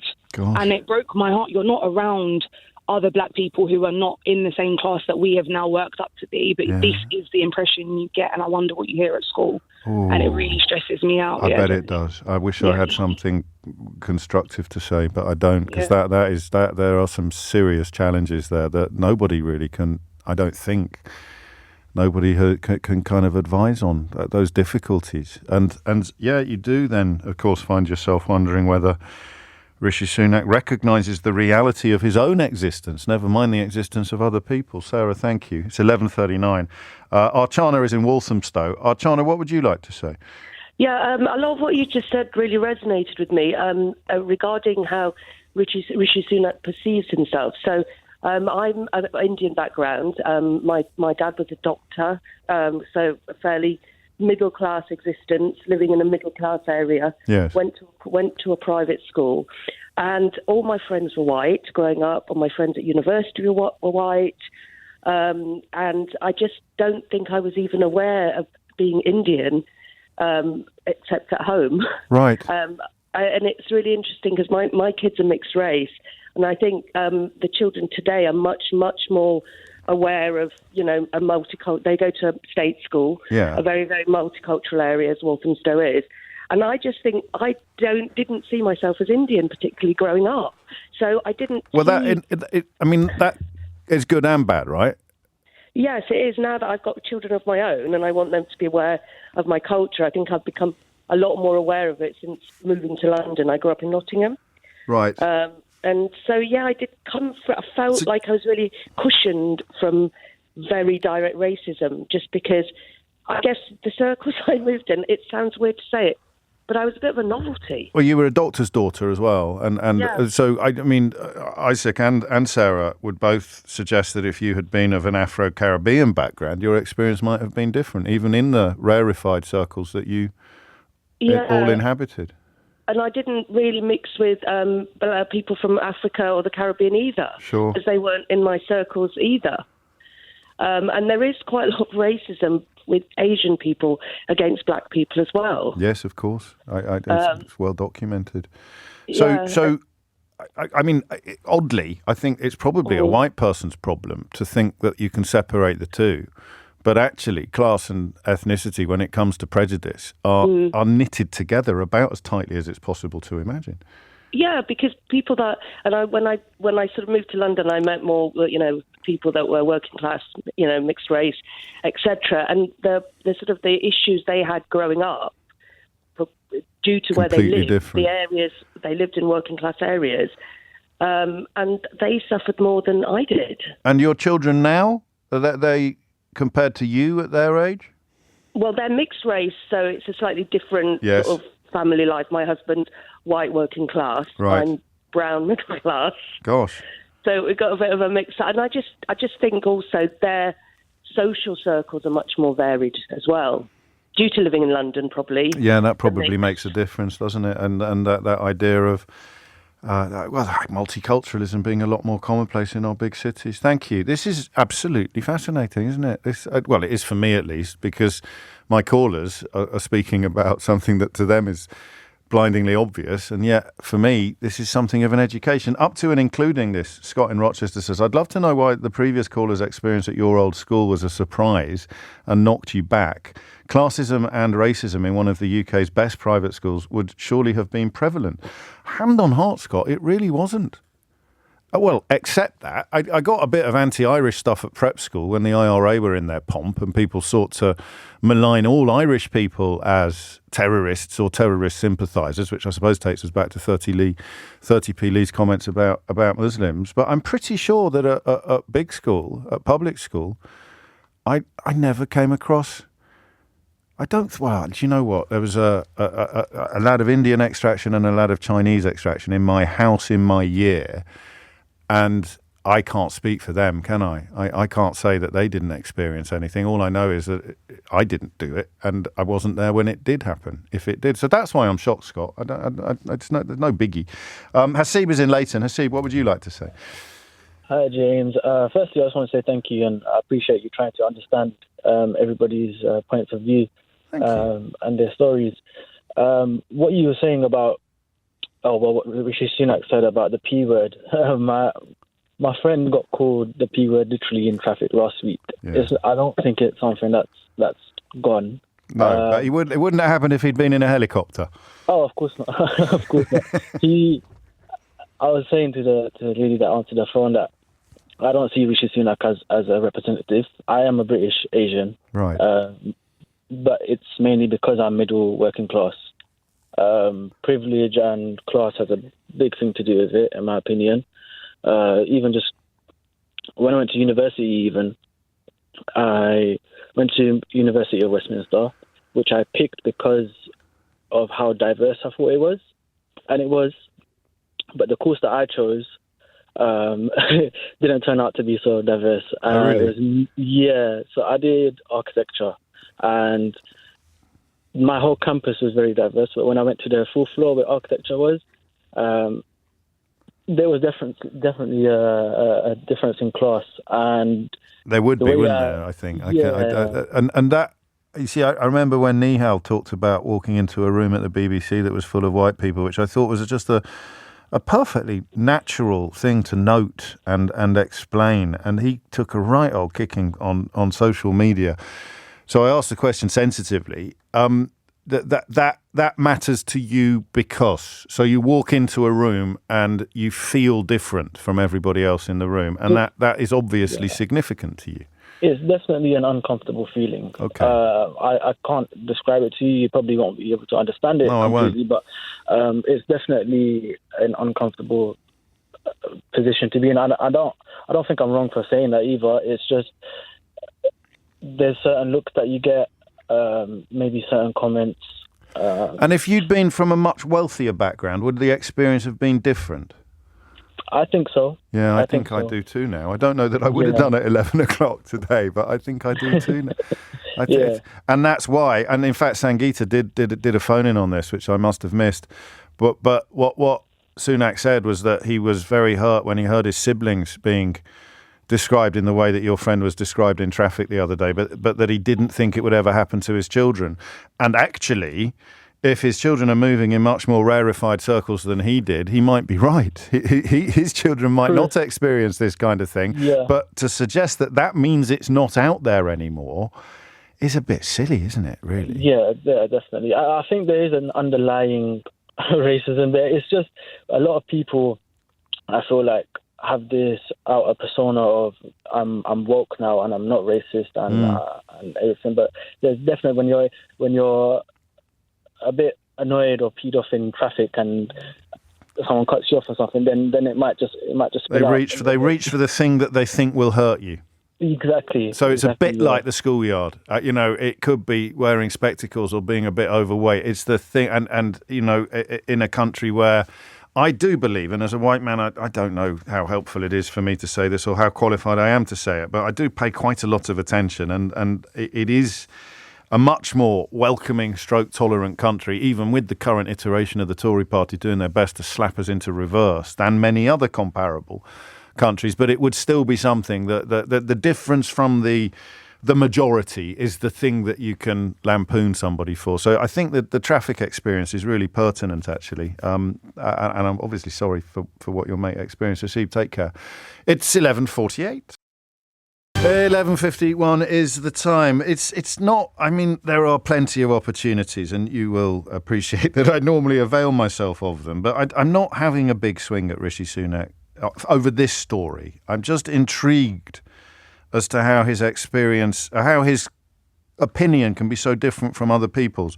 He has declared that he is living proof that Britain is not a racist country. This is as part of his attempts to contain a growing row in his party over Islamophobia. And it just occurred to me, for a couple of reasons, things I've been mulling over in slightly different contexts, it just occurred to me that that's probably got more to do with his class than anything else, or his privilege. and his wealth.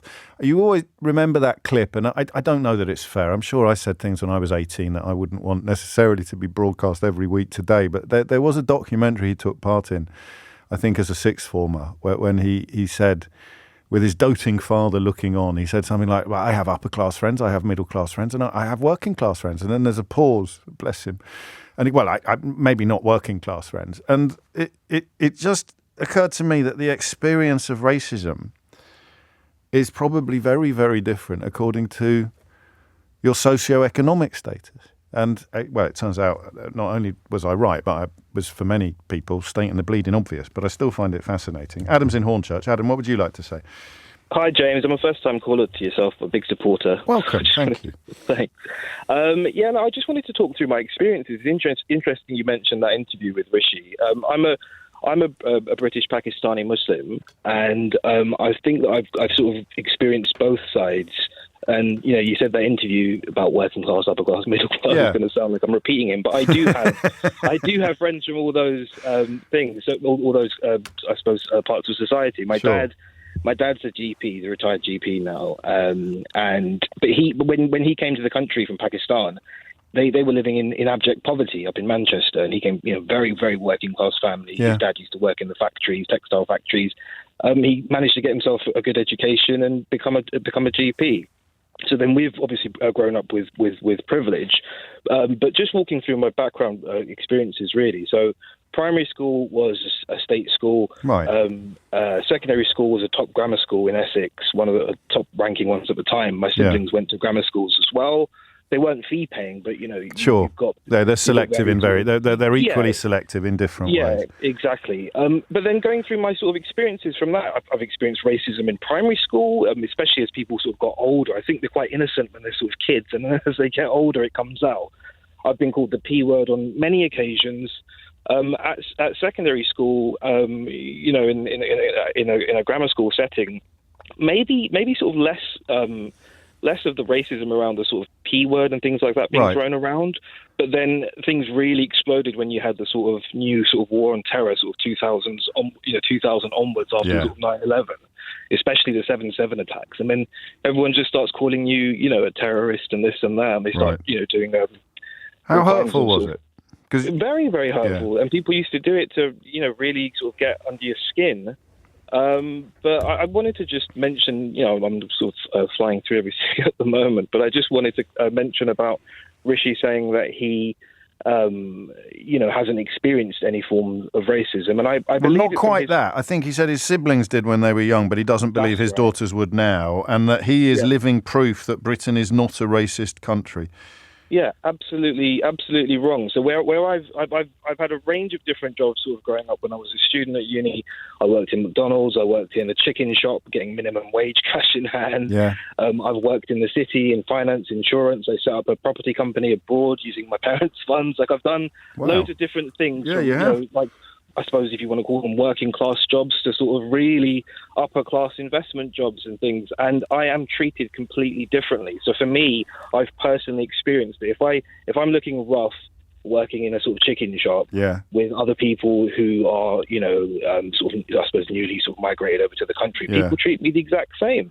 Whereas if I go to a sort of, a lovely sit down sort of restaurant in a Michelin-starred restaurant or whatever with potential investors, I'm treated completely differently, and I think that that's because people see you as an asset because there's some kind of financial gain. So the point, So what they connection, but the same people would. I mean, because I genuinely have encountered more. It might be just because of the circles I mix in, but I've encountered way more prejudice and racism among people I would call privileged. But they will talk differently in front of me, and they won't be talking about you. They will be talking about people from different social circles of your ethnicity. They'll be talking. I mean, I don't know how much you were listening after Brexit, but the number of calls we got from people whose own family had voted to leave because of immigration, and they would turn around to them and say, "Oh, I don't mean you." That's roughly what we're talking about here. That I don't mean you syndrome, isn't it? That's right. I have generalised prejudices towards people like you, but I don't mean you because you're worth a few quid, or I don't mean you because you're wearing a smart suit, or I don't mean you because of the car that you drive. Yeah, I've been told to my face, you're one of the good ones, aren't you? I live in Hornchurch. You've got Romford right next door, if you can imagine. Yeah. My school was right in the sort of, deep into Essex.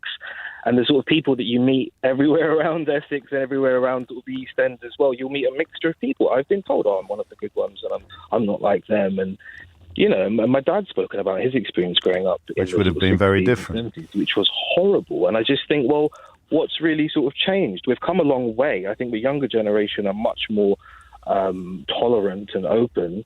But you've got the older generation who are the ones who hold all the wealth.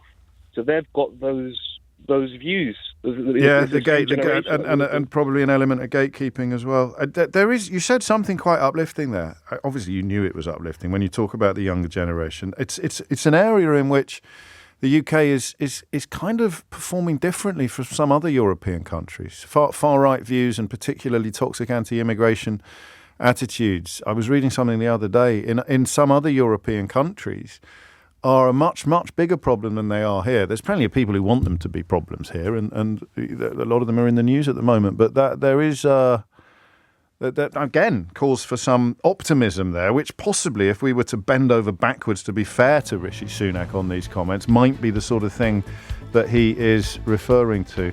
I don't know if I ever buy the notion of it being human nature. It might be. Stephen Kirkham up in Lancashire says, racism, classism, all of it, it's everywhere. It's in all areas of life. It depends how and where you grow up and your own personal experience of it. I think you're probably right, but are you not fascinated by the idea of a sort of experiment? I mean, if you could raise everybody in kind of identical circumstances, I wonder how long it would take. I'm sure someone has done this experiment, for some people to start picking on others or distinguishing between others or ganging together against others based upon some weird attribute that wouldn't necessarily fit class or race. 3 minutes after 12 is the time. You're always better informed than I am. Apparently there were some experiments similar to the one I just posited before the news, where they used eye colour. They kind of introduced the notion of discrimination according to eye colour among school children. Teachers used it to help the children understand the impact of racism and why it's so horrible. It's just as arbitrary, isn't it?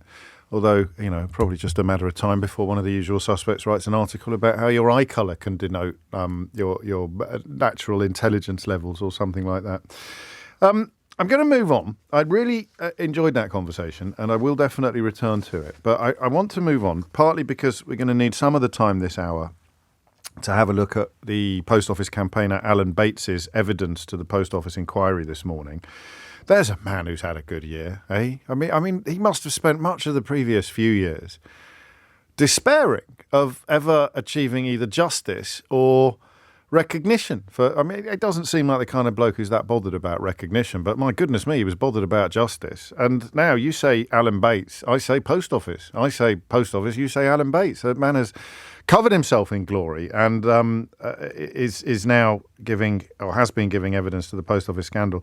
Henry Staunton's evidence could be as interesting. He is the fellow who was appointed about a year ago to run the Post Office and fired a couple of weeks ago by Kemi Badenoch, which is odd given that he had absolutely nothing to do with any of the behaviour that formed the focus of that ITV drama. He was not involved in any of the scandal, but he was the one that Kemi Badenoch elected to get rid of for reasons that remain disputed, both essentially accusing the other of lying. So that should be interesting as well, although I don't think that begins until Sheila Fogarty is on air. I don't know how tightly you can associate the next story we're going to talk about with the one that we had in the last hour, but it is about poverty. It's about a form of poverty. It is research from the Food Foundation. They have a tracker looking at the spending power and purchasing power of families up and down the country. They've been warning for some time of health inequalities, and when I tell you that a weekly basket of food, the price of a reasonably costed, adequately nutritious weekly basket of food. And I think those are Important adjectives. Reasonably costed, adequately nutritious basket of food has gone up by, well, you tell me, how much do you think it's gone up by? I bet some, in fact, do you know what? Use your text, 84850. You can WhatsApp now, actually. How do you WhatsApp? Say again? Oh, it's the same. So WhatsApp the phone number, 0345 6060 It'd be nice to see if it's working. Or text 84850 or tweet at LBC. And just genuinely play the game properly, basing it entirely upon your shopping, entirely upon your food bills, because you look at the receipt and you know how much you're spending and you know how much it's changed. By how much would you say the average reasonably costed, adequately nutritious basket of food had gone up by in 2 years? Just send me a number now, all right, on that, and I'll have a look in a minute. Before I tell you the figure, I just want to see whether or not you already know as a consequence of your shopping habit. So it's not the headline inflation figure, it's your shopping. So you go shopping for food, and in 2 years, you think it's gone up by roughly how much? And so 100%. I mean, that's just silly. It hasn't gone up by 100%, unless you've changed from shopping at Lidl to shopping at Fortnum & Mason, in which case it's plausible that you might have seen an increase of something close to that sort of figure. But I just want to see, and then I'll run through it in a minute. I'll only keep that up till about 10 past, so be quick. Percentage we're looking for, not the figure in pounds. But what it means, and this is horrible, right?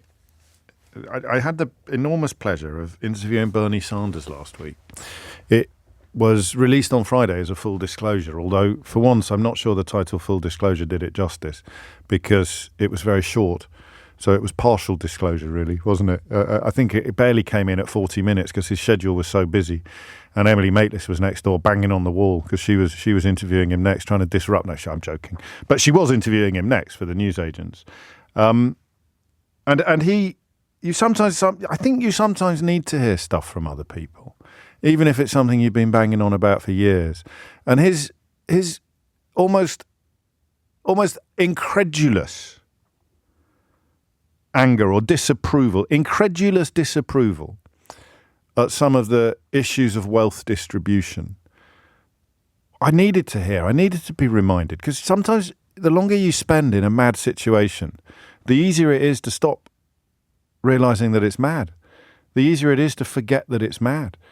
And what Bernie Sanders said was that 3 people in America, I think it was Bezos, Gates and Musk, have the same amount of wealth as the bottom half of the population. Now, Gates does quite a lot of good work with his wealth. I don't know about the other 2, but it's just unjustified. 3 people in America, according to Bernie Sanders, and you must listen to that full disclosure, it's on the Global Player. 3 people. And I always find statistics like that popping into my head when I turn my attention to stories like this. Because this is a story about 15% of UK households. That equals about 8 million adults and 3 million children experienced food insecurity in January, so last month alone. This is because of high food prices continuing to hit the pockets of relatively low-income families. And even, I would add, families who didn't really think of themselves as low-income until the price of a weekly basket of food increased by, and now I'm going to close that down. Good Lord, thank you. I'm going to close that down and give you a rough idea of what the shopping experience is. Barbara reckons hers has gone up by about 32%. So does Marlon. David says 23, which is actually bang on. I've got no way of knowing whether anybody's actually looked up the figure in the story. So most of you are going for around the 30% mark. Some of you are suggesting 78%, but I don't know how seriously I can take that. The actual figure is 24 to 26%. So for food alone, it doesn't include the petrol or the transport cost of getting to and from the supermarket. For food alone, it has gone up by 24 to 26%. And that's a basket of reasonably costed, adequately nutritious food. I've become a bit of a victim of my own success on this one because There's too many for me to do any form of calculation or average, but I just doing it entirely by eye, you've erred slightly higher than the actual figure. You've erred more towards 30 to 35%, judging by your own shopping basket. Some of you have gone much higher than that. Hardly anyone has gone lower. Susanna in central London has gone for 20%, but that's just 4 points off the actual result. Most people have gone a little bit higher. It's a 13%, and that's quite interesting. Because what it means is, in an entirely unscientific and anecdotal fashion, you've really felt the pinch, even if you're good for it. Even if you've got the money, you've really felt the pinch of increased food prices. But I don't know whether or not you felt it to the point where you are hungry. So 15% of UK households now experiencing food insecurity, which means that you went hungry last month, effectively. Christopher's just pointed out that olive oil, if you buy olive oil, you can probably put the cost of your shopping up by an extra 10%. And I don't know what has happened to olive oil, but goodness me. My friend Andreas, who's got a greengrocers, gave me a big vat of olive oil at Christmas as a present, and I hadn't realised at the time how generous he was being. Olive oil, I tell you what, kids, get into olive oil. You're looking for a future job. It's extraordinarily expensive. And Dave has picked me up on the question of, I say Alan Bates, you say post office. Dave says, actually, James, you say Alan Bates, I say naked wrestling with Oliver Reed, which is a bit niche and probably not safe for work if you want to look it up. Here's the question that I've got. I want you to tell me about the first time you realised you didn't have enough food. Because people need to hear it. That's a big figure. That's 15% of UK households. That means roughly 15% of people listening to this programme have experienced that moment. I want you to tell me about the first time that it happened. And I must phrase this sensitively, but you have to have been shocked by it. I hope that being hungry is not a normal experience for you and wasn't a normal experience for you, but it's about that. I tell you why I need this. I need it to make the statistics come alive. I need it to make people realise that this is a real life issue rather than something that's happening on the extremities or just in the news. It's about being there. I don't know how the moment would translate. Do you realise at the checkout that you haven't got enough money? Are you making calculations as you make your way around the supermarket? Or are you running out of food before you've run out of month? Are you reaching the 27th, the 28th and looking at what's in the fridge and what's in the cupboard and thinking, I cannot get 6 meals out of this. I cannot feed the family. And I don't know what that would be like. And it's, in a sense, what I'm interested in is the realisation. That moment of what were the factors that came together at that point to mean that you, in the United Kingdom in 2024, couldn't afford food? That you were actually, or your family, probably parents, would go first, wouldn't they? Most of us would go hungry so that our children did not. But you've been there, and equally, you can't quite believe that it happened. I hope that's not crass. You'll soon let me know if it is. But that's what I want to hear, okay? 0345 6060 973, because we need to make the story real. And just in case you're new to the programme, the way I'm built is very much there, but for the grace of God go I. I only very recently found myself no longer suffering from what Martin Amis used to call tramp angst. Some people grow up that way, some people don't. Some people think that they're, two paychecks away from oblivion, and other people never ever think about the prospect of the wheels coming off. I always had the prospect of the wheels coming off in the back of my mind. I don't know why, but I always thought that, all it takes is a slight change in the wind and we could be potless. And that is what it would be like. It would be I think that there's nothing more visceral than the purchase of food, is there? There's nothing more intrinsic to our existence, actually, than the supply of food to our families. And I want you to tell me about the moment, the very first time it happened, when you realise, good God, I can't afford it. 0345 6060 973. There's the number you need. If you hit the numbers now, you will get through. I know it's not an easy call to make, but I think you can trust me. It is an important one. All right. 0345 6060 973. If food has gone up by 24 to 26% in the past 2 years, we shouldn't be surprised that 15% of UK households, 8 million adults, 3 million children are hungry as a consequence. And I just want you to help the rest of us understand what that's actually like. It's 12:16. Well, look, it's my problem, not yours, but it is. People don't like to talk about it, do they? Particularly English people, not British people. I beg your pardon. The idea that 15% of us are going hungry as a consequence of food inflation, shrinkflation, cost of living, energy costs, all of it, running out of money before you've run out of month. But for those of us blessed to know nothing of what that would feel like, I do want some help in explaining. I do want some help in understanding what that is actually like and how shocked you are that it's happened to you. I don't think there's any shame or embarrassment to be had from thinking, I thought this happened to other people. I didn't think this kind of thing happened to people like me. If that is your category, then 0345 6060 973 is the number that you need. Alison, picking up on the olive oil point, which I grant you is a little unhelpful in the context of people who actually can't afford to eat. It is due largely to heat waves and droughts. So a climate crisis there being felt on supermarket shelves, whether we realise it or not. Let's go to Sonia, who's in Ivor. Sonia, what made you pick up the phone? Hi, James. Hello. I've been living like this for at least 2 to 3 years, James, ever since like COVID, just after COVID hit. Right. I'm not going to lie, and I'm not going to say that I earn low wages. I don't earn megabucks either, but okay. I'm in a fairly decent job. Yes. But my priorities are my mortgage, my bills, which are hiked, mortgages have gone up, and everything else. So food comes last to me, and I eat only once a day.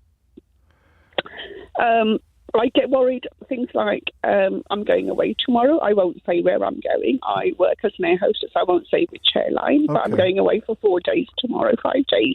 Yes. I certainly won't be able to afford to eat over there. So whatever I will eat will be on the aircraft. It's not healthy food, but that's all I can have. And I'm not supposed to take anything off the aircraft, but I will. Oh, be careful. I know. I mean, crikey, the last thing you need is to get into trouble for doing that. We were talking last week about a lady who got fired for eating a sandwich that she was supposed to just be clearing up. So it does happen. So, I mean, so some people, and I really respect you and thank you for calling in, because the very fact that you have a mortgage means that for an awful lot of people, it wouldn't have crossed their mind that people like you could end up in the situation that you currently find yourself in. Is it the interest rates that have done you? Is it? Yeah, it's the interest rates. It's the energy crisis. You know, they've really gone up. Wages haven't really gone up that much. What they should have. We had a cut during COVID, and we're not back to where we were. And like I said, I don't meet the criteria where I can claim anything. I've never claimed ever in my life, and I don't want to. But it's come to a point where I have to skip 2 meals and just have 1 meal a day. How often are you hungry? Some days I am hungry. Like this morning I didn't have breakfast, and it's my day off today, but I didn't have breakfast. Right. I'm just going to have some rice and lentils and some pilchards that I made last night.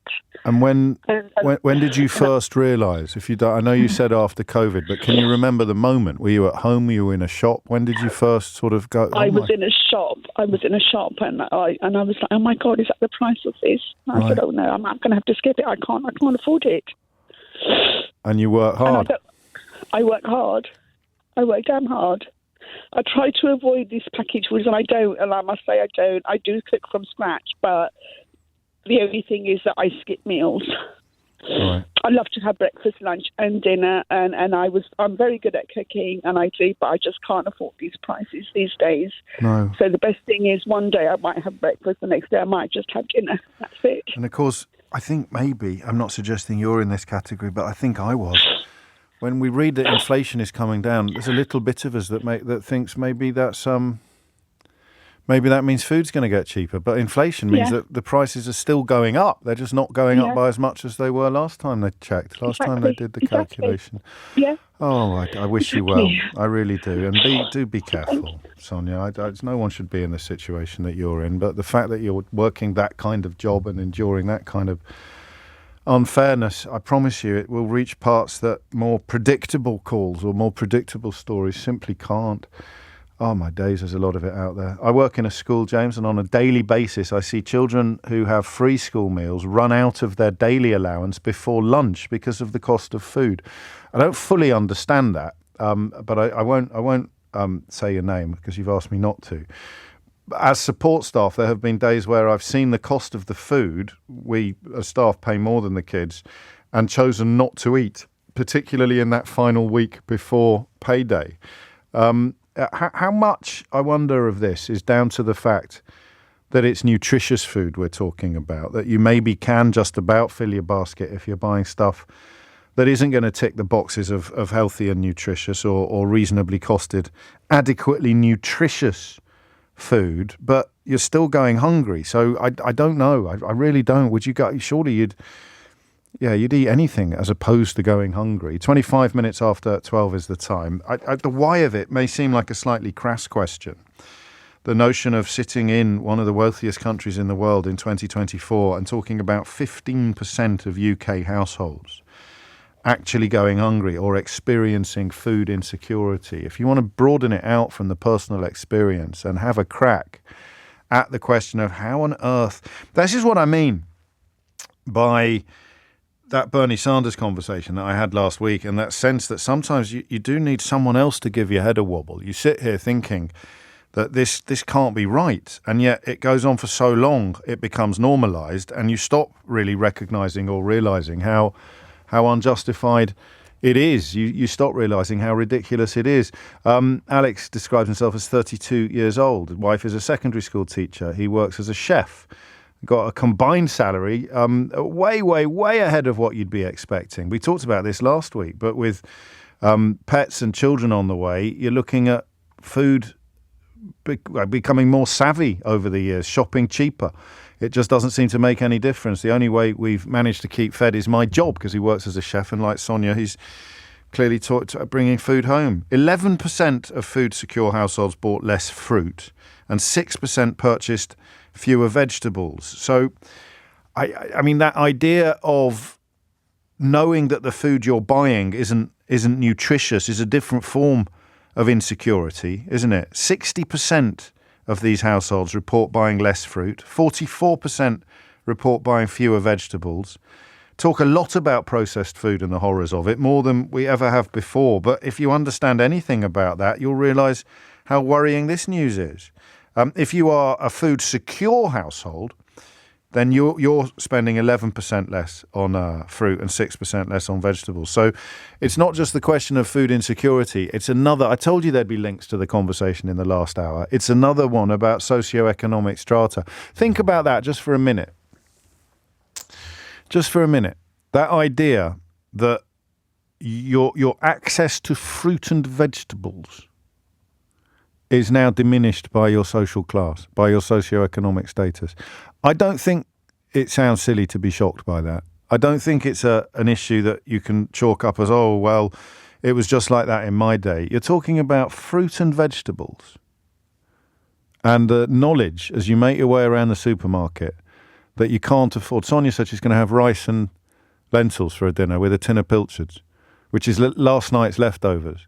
Nothing fresh there at all. That knowledge as you make your way around the supermarket that you are, what's the word I'm looking for? That you are simply filling a hole inside you. You're not nourishing yourself. That I think that's a national tragedy. Paul's in Wantage. Paul, what made you pick up the phone? Hi. about, I think it was June time last year, my partner rang me up from work. She said, I've got the bus, I've got to work. I can't walk. So, well, I can pick you up. So I picked her up, and eventually we got into hospital that day, and she has something called cystitis, which is infection in your lower back. Yes. And she couldn't walk. So she had 6 months off work, couldn't walk for 4 months. So I had to take 4 months off work to look after her. She literally, lift her everywhere, carry her everywhere. And we were living off I'm self-employed carpenter. So obviously if I take time off work, that's it. You don't get any money. Don't get any money. Sure. And I think we were living on her £100 and something a week statutory sick pay. It might not have been that much, to be honest. So she couldn't work because she was ill, and you couldn't leave her alone because you had to look after her, which meant you couldn't work. Yeah, sorry, she couldn't walk. Yeah. So you're caught in a kind of Scylla and Charybdis of circumstances here, and the state support you get is just north of £100. Yeah. Gosh. So what happened? Luckily, the family helped us with mortgage here and there when we paid them back, and we're still doing it now. But it was the food. It's going around the supermarket and budgeting, or trying to budget within that £100. Yes. But also it's knowing that you're not getting any money next week because she wasn't getting any better. Yes. And but the reason I rang was just to say it can happen to anyone. It always happens to someone else until it happens to you. Both calls so far have been mortgage holders, which is kind of the point you're making, isn't it? I don't know why we'd presume that would not reach into as heavily into those sections of society. What about the actual food you ate? What kind of this notion of nutrition versus sort of quality versus quantity, really? How did that impact on you? Well, I enjoy cooking, so it's there's a bit of a challenge for me to be honest. Yeah. But it was the blue label stuff, obviously, or the yellow label stuff. Yeah. What's left over from the day and is just going off. And then getting a couple of messages about the lad who's marking down the food in the supermarket come 4 o'clock in the afternoon now, being surrounded by people waiting to see what the discounts are going to be through necessity rather than any kind of proclivity for bargain hunting. Paul, thank you. Take care. 12:31 is the time. This notion of hunger in 21st century Britain, how would you make it real for somebody listening? Not a complete clown like 30p Lee with his nonsense about being able to cook up nutritious meals for 2 shillings, but somebody who just thinks it can't, who just disputes what Paul just told us. That idea that it can happen to anybody. There's someone listening to this thinking, no, it really couldn't. How would you reach them? How do you make the reality of actual hunger in 21st century Britain unignorable for a well-meaning but sceptical onlooker? All right, that's your challenge. That's your homework. And I want as many entries as possible on 0345 6060 973. It's 12:32 and Amelia Cox is here now with your headlines. 12:36 is the time. You are listening to James O'Brien on LBC, where this question, it's one of the hardest things to do on the radio, is to find a sensitive way of highlighting hunger. Because think how likely you would be. If you're a million miles away from this story, how likely is it that you'd ring me now and tell me that you actually routinely go hungry? And the reason I come back to it, despite that, is because I think that's the point. We need to understand it better. We need to appreciate the reality of it. And the calls so far today have done that really quite perfectly by dint of both people being, by their own analysis, in sections of society where they would not expect this sort of thing to happen. It shouldn't happen to anybody. But if I asked you who you think it might happen to, you'd be wrong, because it could happen to anyone. Andrew's in Swansea. Andrew, what would you like to say? Hi, James. It's a real pleasure to talk to you. Likewise. Well, I should say we'll see at this point. Okay. I've been running a charity down here for 3 years. We work with disadvantaged kids and their families, teaching them how to cook healthy food. Yes. And something happened last week that really brought it home to me, just how difficult it's becoming. I've seen it over the last 2 years, but this occasion that happened last week, I was cooking with a mum and her daughter, and she was eating something that we'd made which had gluten in it. Right. And she told me the week before that she was gluten intolerant. And I said, you do realise that there's gluten in here? And she said yes, and looked a bit embarrassed and looked at her feet and said, but it's cheap. Wow. And I'm not a medic, but that obviously the health impacts of that are pertinent, aren't they? I'm gluten intolerant myself, so I know what. Well, give us a quick heads up on what it kind of means. Yeah, it means grumbling stomach, really doubled over with pain, and you don't want to be too far away from a bathroom for a little while. I understand what you're saying. Good Lord. It's pretty unpleasant. So I'm seeing her again tomorrow, and I honestly don't know what I'm going to say or do with her. Because it just shocked me. She knew full well what she was doing to herself.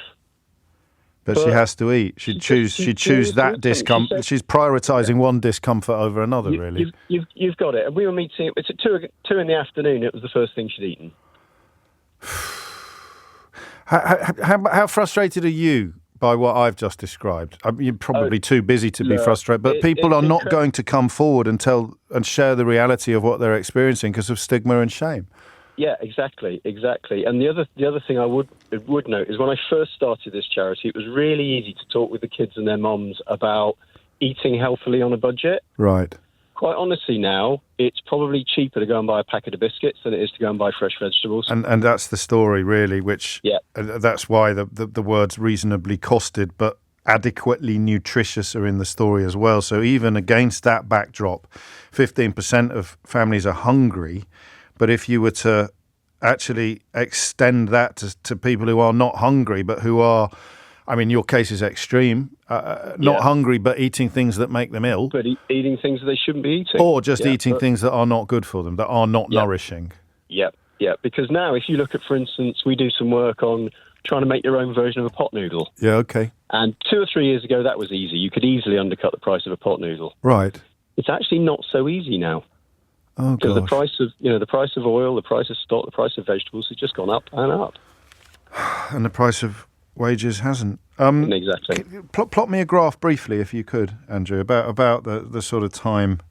I mean, are things worse than they've ever been? Have they improved a bit since inflation started coming down? Are they? Do you see what I mean? Just give me a rough overview. I see what you mean. I can only do it over the last 4 years. James, yeah, that's perfect. That's how long we've been going. It's clear from the conversations that we have with the moms and the dads that it's as bad now as it's ever been.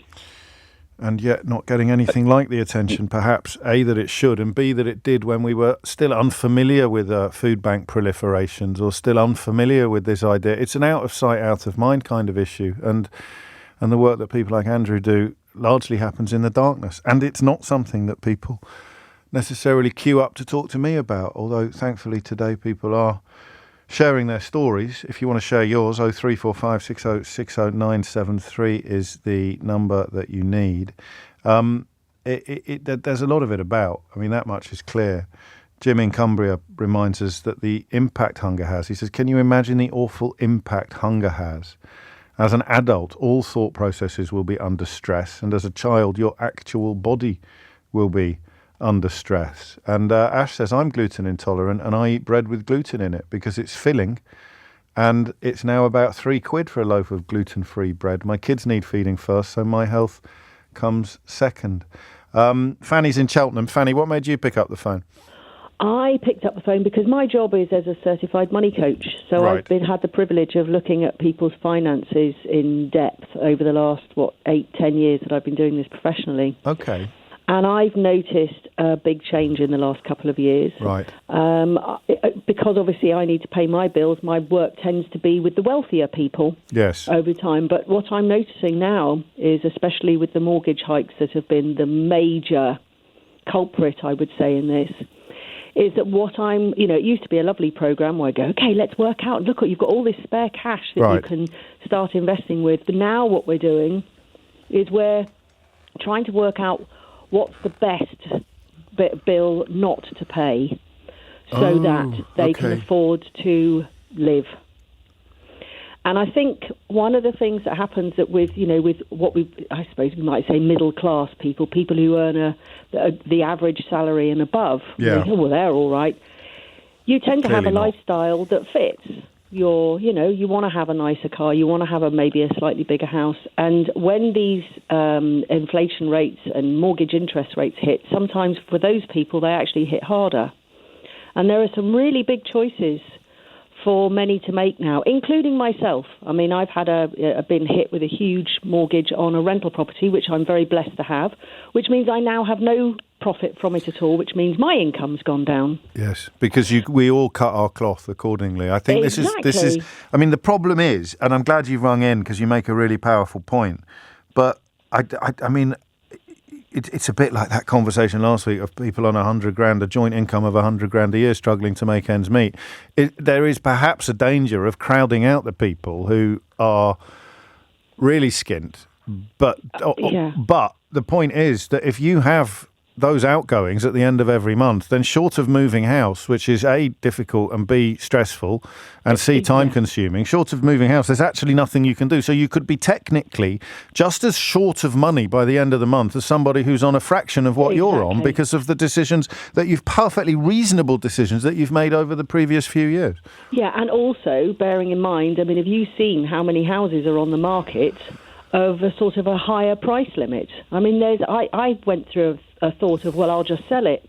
Right. Oh, yeah. It looks like I made that decision on exactly the same day as half the population of Cheltenham. I didn't know that. So a lot of people are trying to downsize or divest themselves of investments that have become unattractive, that aren't delivering the dividends that you thought they would deliver when you bought them. I mean, it's world's smallest violin territory on one level, but it's just real life on another level. And one shouldn't be excluded from the conversation because of the urgency of the other. Well, what's the light at the end of the tunnel then? What does that look like, in your professional opinion?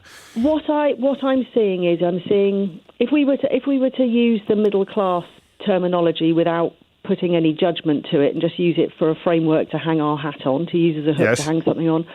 What I'm seeing is many people of the middle class hanging on by their fingertips. Waiting for something to come up, as Mr. McCorber said. Well, it's almost like a split. Let's not get this wrong. There are plenty of very wealthy people in this country, and there are plenty of people making plenty of money. But there are many people in that middle band that are literally hanging on. And with the mortgage increases, it's literally thinking they're running out of savings, they're running up credit card debt. I think this is. I'm going to crack on simply because the break is around the corner, and between you and me, I'm absolutely desperate for the loo. But the figures I'll share with you immediately afterwards are the hospital admissions for nutrition-related diagnoses. We'll have a little look about how they've changed after the last decade, and I'll tell you now, if your hair's not on the end already, it will be shortly. 12:49 is the time. I want to stress that Idiot's Corner is sometimes an affectionate invitation. It sometimes comes from a place of love and concern. It's a bit like the naughty step. If I decide to put you in Idiot's Corner, it's so that you can reflect upon your behaviour and hopefully improve.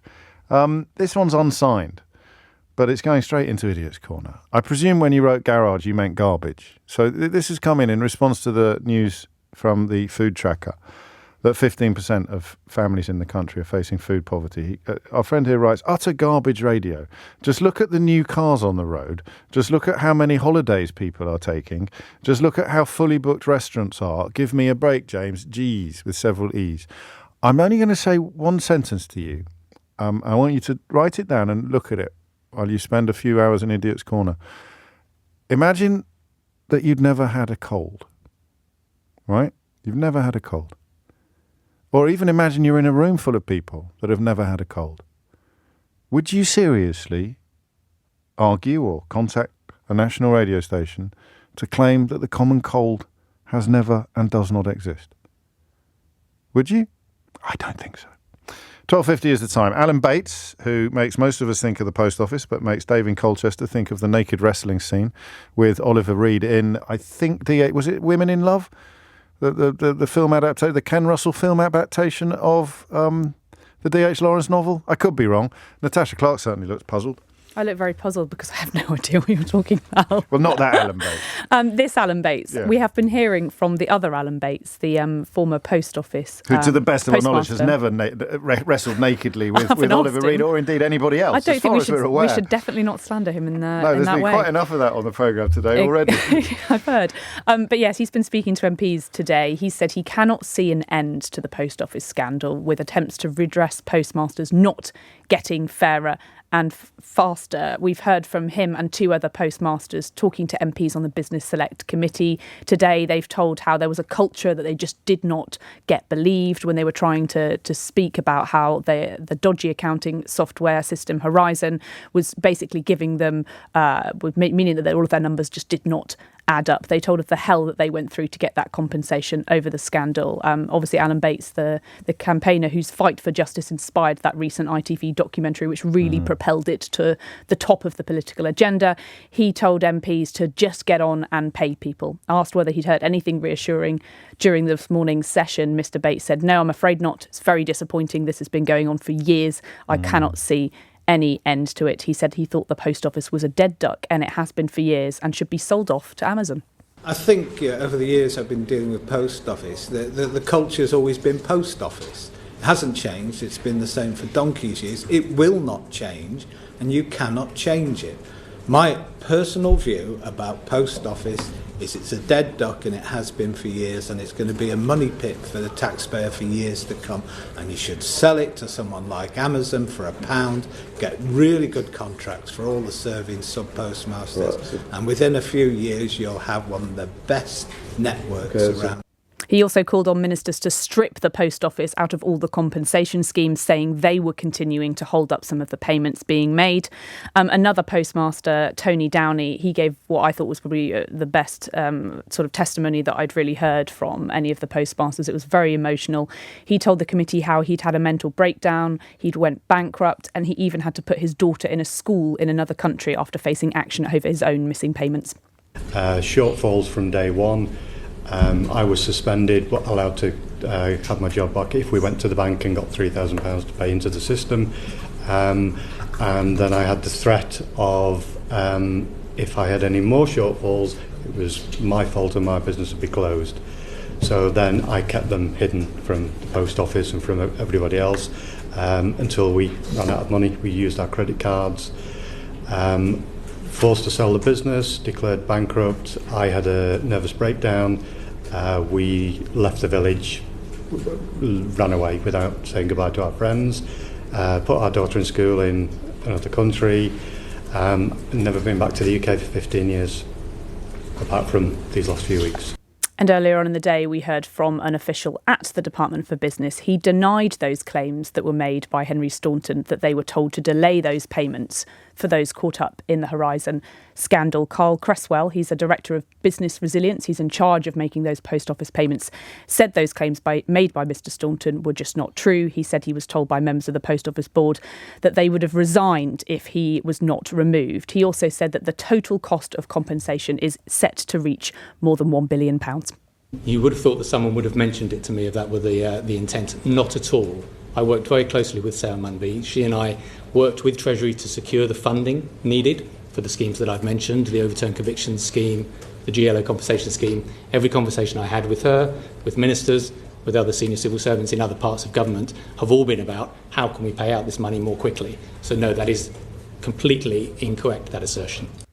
We're expecting to hear more from Henry Staunton after lunch. He's meant to be giving his first appearance in front of MPs, so it'll be interesting to see whether we've got any more bombshell claims for him that were not revealed in that Sunday Times article from a few weeks ago. Is there Mr. Bates, perhaps I could come to you first.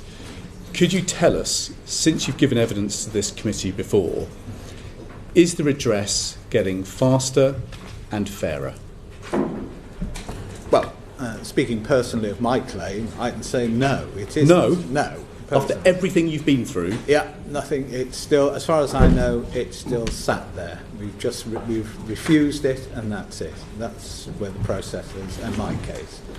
That was Alan Bates saying that he had not had any confirmation that things had got any better since he first told his story. So yes, it was quite an emotional appearance from some of those postmasters today. Is there any likelihood of getting full clarity on the Henry Staunton Kemi Badenoch spat? I just don't think there is. I think it's going to be a he said, she said. I mean, because he's got a contemporaneous note of a conversation that he said took place, to which you can respond by saying, no, I mean, it would work in a court of law, or at least it would be considered. It would be taken into account by a judge in a court of law. He would advise the jury accordingly. But in a public spat, in a media spat, it's essentially just, no, I didn't. That's not my recollection of the conversation, despite your contemporaneous note. So you can't. I don't think we're going to get beyond that. That's exactly what I fear is going to happen. I don't think we're ever going to find out what the truth is, because it doesn't feel like either side has any documents to claim it or to claim that it never happened either. It doesn't feel like there is any actual physical proof. He's obviously recorded what he believes to be the outcome of that conversation, but there isn't a recording, we believe, of that conversation that he had. So yes, it very much is going to be a case of one word against the other, I fear, by the end of the day. Yes, and the decision to get rid of Henry Staunton, I suppose we need to wait to see whether that gets challenged in any way by Henry Staunton. Yes, and that's exactly what Carl Creswell said earlier today. He's saying that there were people on the board that were not happy with him, and obviously Kemi Badenoch has said in the House of Commons that she believes that he was the under investigation for possible bullying allegations at the time. Now, those, as we spoke about the other week, they're not allegations that the Prime Minister himself has repeated. Yes. So it'd be interesting to hear whether the MPs and whether they bring up and whether they question Henry Staunton himself, or were you part of any sort of bullying or HR investigation at the time. But yes, it's obviously very clear that there was a lot of trouble, obviously, with his appointment and obviously his inevitable sacking. We shall, it's not going away, but anybody who's expecting major fireworks is probably going to be disappointed. And of course, anybody involved in the sub-postmaster scandal is probably more interested in the compensation.